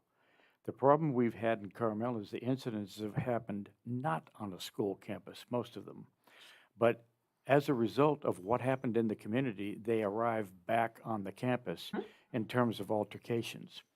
And that's where the hard part comes in for the school, is having to get involved because it's brought back to the campus level. And that is something that has happened at Carmel High more than one time. In fact, most of the recent situations we've had, some have been on campus. Most of the serious ones have been off campus, brought back with altercations between two people involved. So, but it's important to remember that our jurisdiction is really limited. If something happens at a bus stop in Carmel Valley, that's our business. At the end of the day or at the beginning of the day. Same thing in Kishawa. But if it is not a part of our, jurisdiction, we don't really have any authority. And for us, again, unfortunately, it's mostly brought back to the school site campus, and that's where we have to deal with it. Yeah. That's an important point.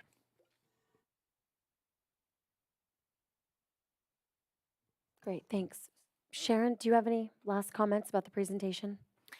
No, we're working on all of these elements, and as you can see, every case is different and unique and specific to the incident that rose to the level of reporting it. And we're going to do our very best to work with creating a process and forms and informational materials that are accessible and consistent and allow for easy access to our community so that we can head down a path where students feel safe in their school environments. And I think one of the biggest questions that was asked was around the reporting process. And oftentimes, at least in my experience, the reporting happens with a teacher that a student feels safe with, or it could be in the wellness center, it could be an administrator. It just depends on those relationships at school that students build between the adults on campus and themselves. And students oftentimes will share information with them, and that the importance of providing that kind of training for our staff around how to respond in those instances is really important. So to that end, I think Anne Marie asked, we've done a bunch of training, and we continue to schedule and organize training for different groups of people. And we've done training on Title IX. We've done training on sexual harassment prevention. We've done it with staff, all administrators. We've done it with teachers. We've done it with mixed groups of people.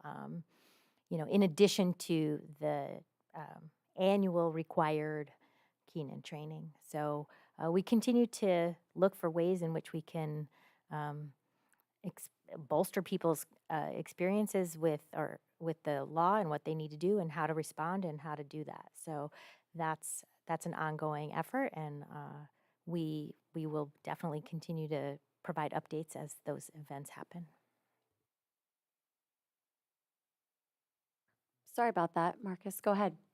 Well, I want to thank Ms. Nachbar, Ms. Ofek for bringing up the topic of trusting students, having someone that they can trust with guiding them through this difficult process of reporting.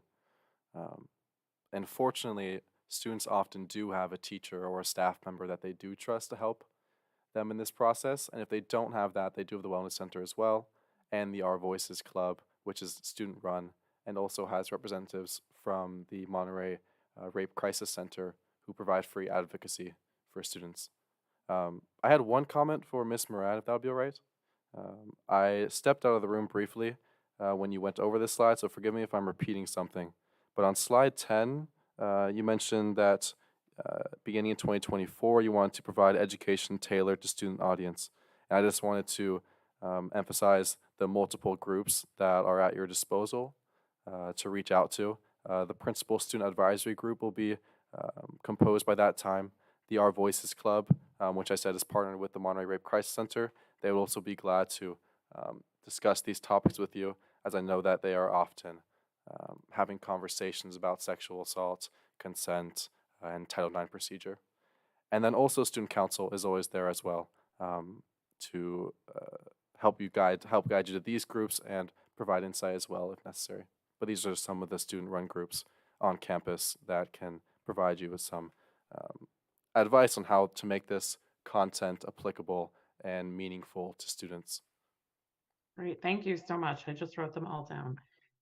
And that's wonderful to hear that there is a partnership with the Monterey Rape Crisis Center, because sometimes students don't feel comfortable speaking with someone within the district, but it's good that there are resources that are connected with the district that they would be able to access then.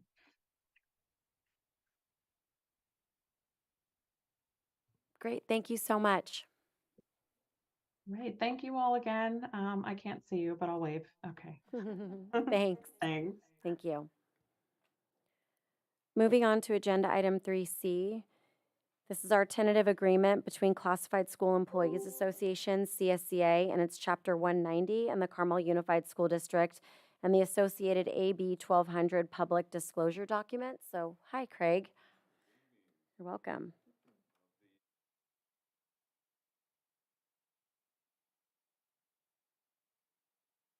And welfare benefits, which is a topic of our last negotiation session. As you can see there, in terms of the items and the information, first the district agreed, and the parties agreed that we would cover 85% of the cost of the rate increases to benefit premiums for the 2024 plan year. That we would agree to negotiate regarding future increases, so that way we had a better model in place long term. And that we would start those negotiations no later than March 1st, 2024. So we'll be getting back together soon to do that. In regards to CSEA, the ongoing cost for this particular agreement is a total, and it falls into two fiscal years, because the plan year runs on the calendar year and not the school fiscal year. is $156,726 for the classified bargaining unit.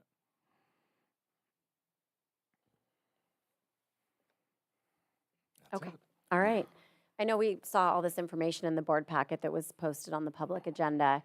Are there any questions, comments? Okay. May I please receive a motion to approve the tentative agreement between CSCA and its Chapter 190 and CUSD and the associated AB 1200 public disclosure documents? So moved. Second. Board President Sarah Hines. Yes. Board Member Seabury Nockbar. Yes. Board Member Anne-Marie Rosen. Yes. Board Member Jason Remenzi. Yes. Board Clerk Carl Palestrini. Yes. Great. So now moving on to agenda item 3D. This is the tentative agreement between the Association of Carmel Teachers and the Carmel Unified School District and the associated AB 1200 public disclosure documents. So the parties, in this case, ACT and the district, were also able to reach the same agreement since we negotiate collectively. And so the terms of that tentative agreement are the same with ACT. However, the costs are different because the unit's different. And so the total ongoing cost is $202,492 for the ACT bargaining unit. Great, thank you. Any questions or comments on that for Craig? All right, may I please get a motion to approve? So moved. Second. Board President Sarah Hines. Yes. Board Member Seabury Nockbar. Yes. Board Member Anne-Marie Rosen. Yes. Board Member Jason Remenzi. Yes. Board Clerk Carl Palestrini. Yes.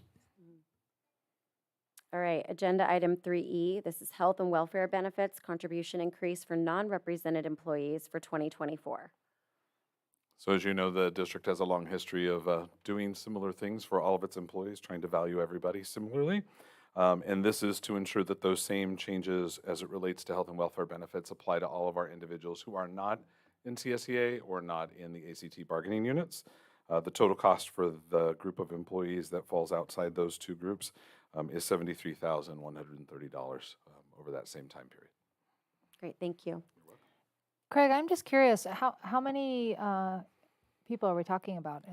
Sorry. Give me a hard question. I know. To be quite Roughly. honest with you, roughly somewhere between 30 to 40 individuals. Okay, thanks. May I please get a motion to approve health and welfare benefits contribution increase for non-represented employees for 2024? So moved. Second. Board President Sarah Hines. Yes. Board Member Seabury Nockbar. Yes. Board Member Anne-Marie Rosen. Yes. Board Member Jason Remenzi. Yes. Board Clerk Carl Palestrini. Yes. And before we move on, I just would like to thank Craig and Sharon and everybody else that was involved in the collective bargaining meetings that you all had. I know there was significant contribution from staff and employees and CSCA and CSCA and ACT. And I understand that, you know, it does take a lot of time and coordination and collaboration. So thank you to all of the groups involved in the collective bargaining. Agenda item 3F, this is resolution 23-20 for the 2024-25 fiscal year CSPP continued funding application. Thank you. This is an annual item that comes before the board for approval because it's a resolution. So this is allowing us to receive funding for our early childhood education program over at Carmelo. So that's what this is. The application is completed based on the statistics and the data we have from that program. And it's all submitted, and this is just a resolution that acknowledges that we're applying for that funding. Great, thank you. May I please get a motion to approve? So moved. Second. Board President Sarah Hines. Yes. Board Member Seabury Nockbar. Yes. Board Member Anne-Marie Rosen. Yes. Board Member Jason Remenzi. Yes. Board Clerk Carl Palestrini. Yes. Agenda item 3G, this is the Monterey County School Boards Association. They're seeking potential new organizations to be added for consideration for the 2024 Excellence in Education Award.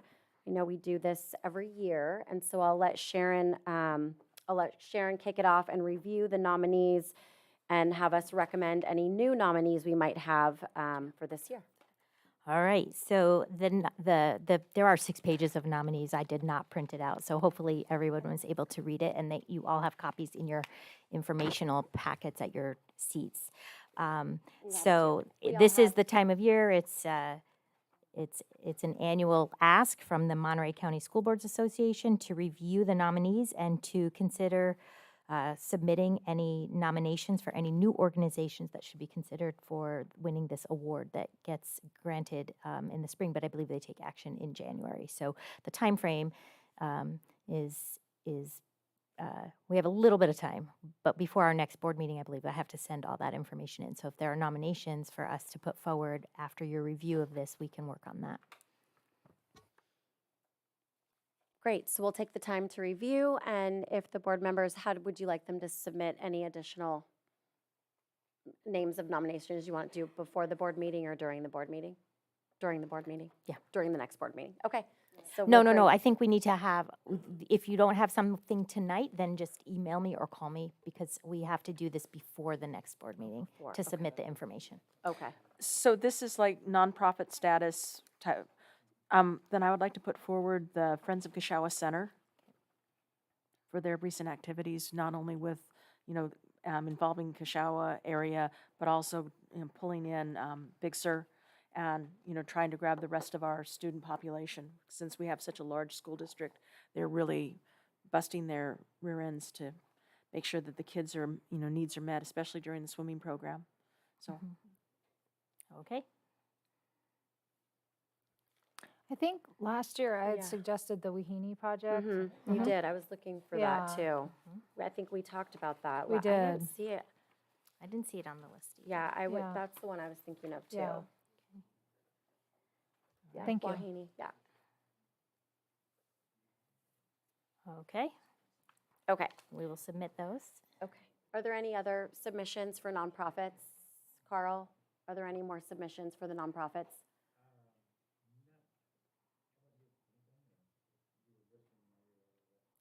I was just asking Mr. Palestrini if what his nomination was, because I had a suggestion.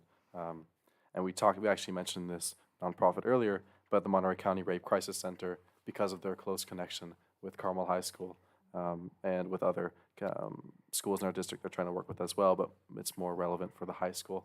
It's actually already on the nominee list. Okay, perfect. Yeah. I just want to make sure that they were included in this. They're as well. on the nominee. Yeah, did you get a printout of the?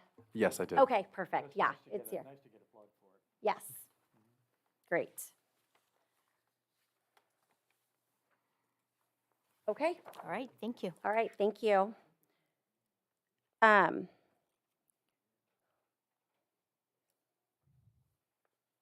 Okay, we'll move on to agenda item 3H. This is to approve December 13th, 2023 as the annual organizational meeting date. Again, this is something that we do every year. So if I could please get a motion to approve the organizational meeting date of December 13th, 2023. So moved. Second. Board President Sarah Hines. Yes. Board Member Seabury Nockbar. Yes. Board Member Anne-Marie Rosen. Yes. Board Member Jason Remenzi. Yes.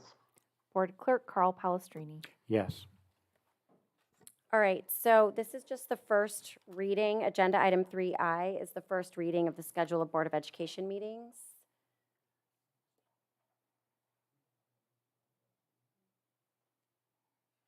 It's okay. That's okay. We're going to go ahead and do the first reading of the board meetings for the period of July 2024 through June 2025. So the proposed draft of meetings has been printed out for you. So this is information only Yes, this evening? this gets voted on next month, Next but month. this is information right now. Question for you, didn't, because of budget and, all of the budgetary stuff, weren't we running 2 meetings a month, like March, April, May? And I was just wondering, have we just streamlined things so much that we have 1 meeting now? My understanding is that this was the schedule that has been used in the last several years. We have 2 meetings in June for those exact reasons. Okay. And the cabinet staff has already reviewed this for alignment with requirements for budgetary reasons related to requirements that Yvonne has to adhere to for submission of documents. So Beautiful. As long as Yvonne is happy with it, I'm happy. Thank you. Okay. All right, that will conclude our action, discussion, and information items. We'll move on to closed session here, and I'll identify the closed session agenda items, and then we will adjourn the open session meeting. Agenda item for closed session 4A, public employee appointment pursuant to Government Code 54957B1, superintendent. B, conference with labor negotiator pursuant to Government Code 54957.6, subdivision A, agency designated representative, board president, unrepresentative employee, interim superintendent. C, public employee performance evaluation pursuant to Government Code 54957, interim superintendent. D, conference with legal counsel, anticipated anticipated litigation pursuant to Government Code 54956.9, Division 2, 1 case. E, conference with legal counsel, existing litigation pursuant to Government Code 54956.9, Subdivision D1, Davie versus Carmel Unified School District, Monterey Superior Court, case number 23CV003167. Case number 2 is Jane Doe versus Carmel Unified School District, Monterey County Superior Court, case number 23CV003505. F, public employee discipline dismissal release pursuant to Government Code 54957, subdivision B1. And G is conference with labor negotiator pursuant to Government Code 54957.6, negotiator Craig Chavez regarding ACT, CSCA, and non-represented groups. So with that, thank you all for joining us this evening, and we will adjourn into closed session. Thank you.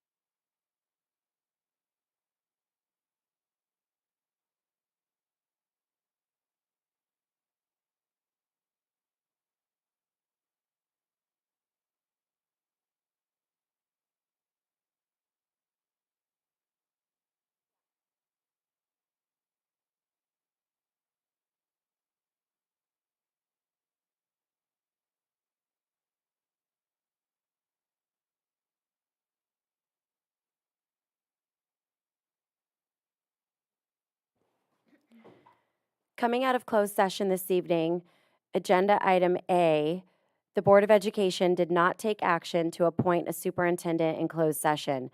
A discussion regarding plans for public input on priorities to select a superintendent will be agendized for a special open session meeting as soon as possible.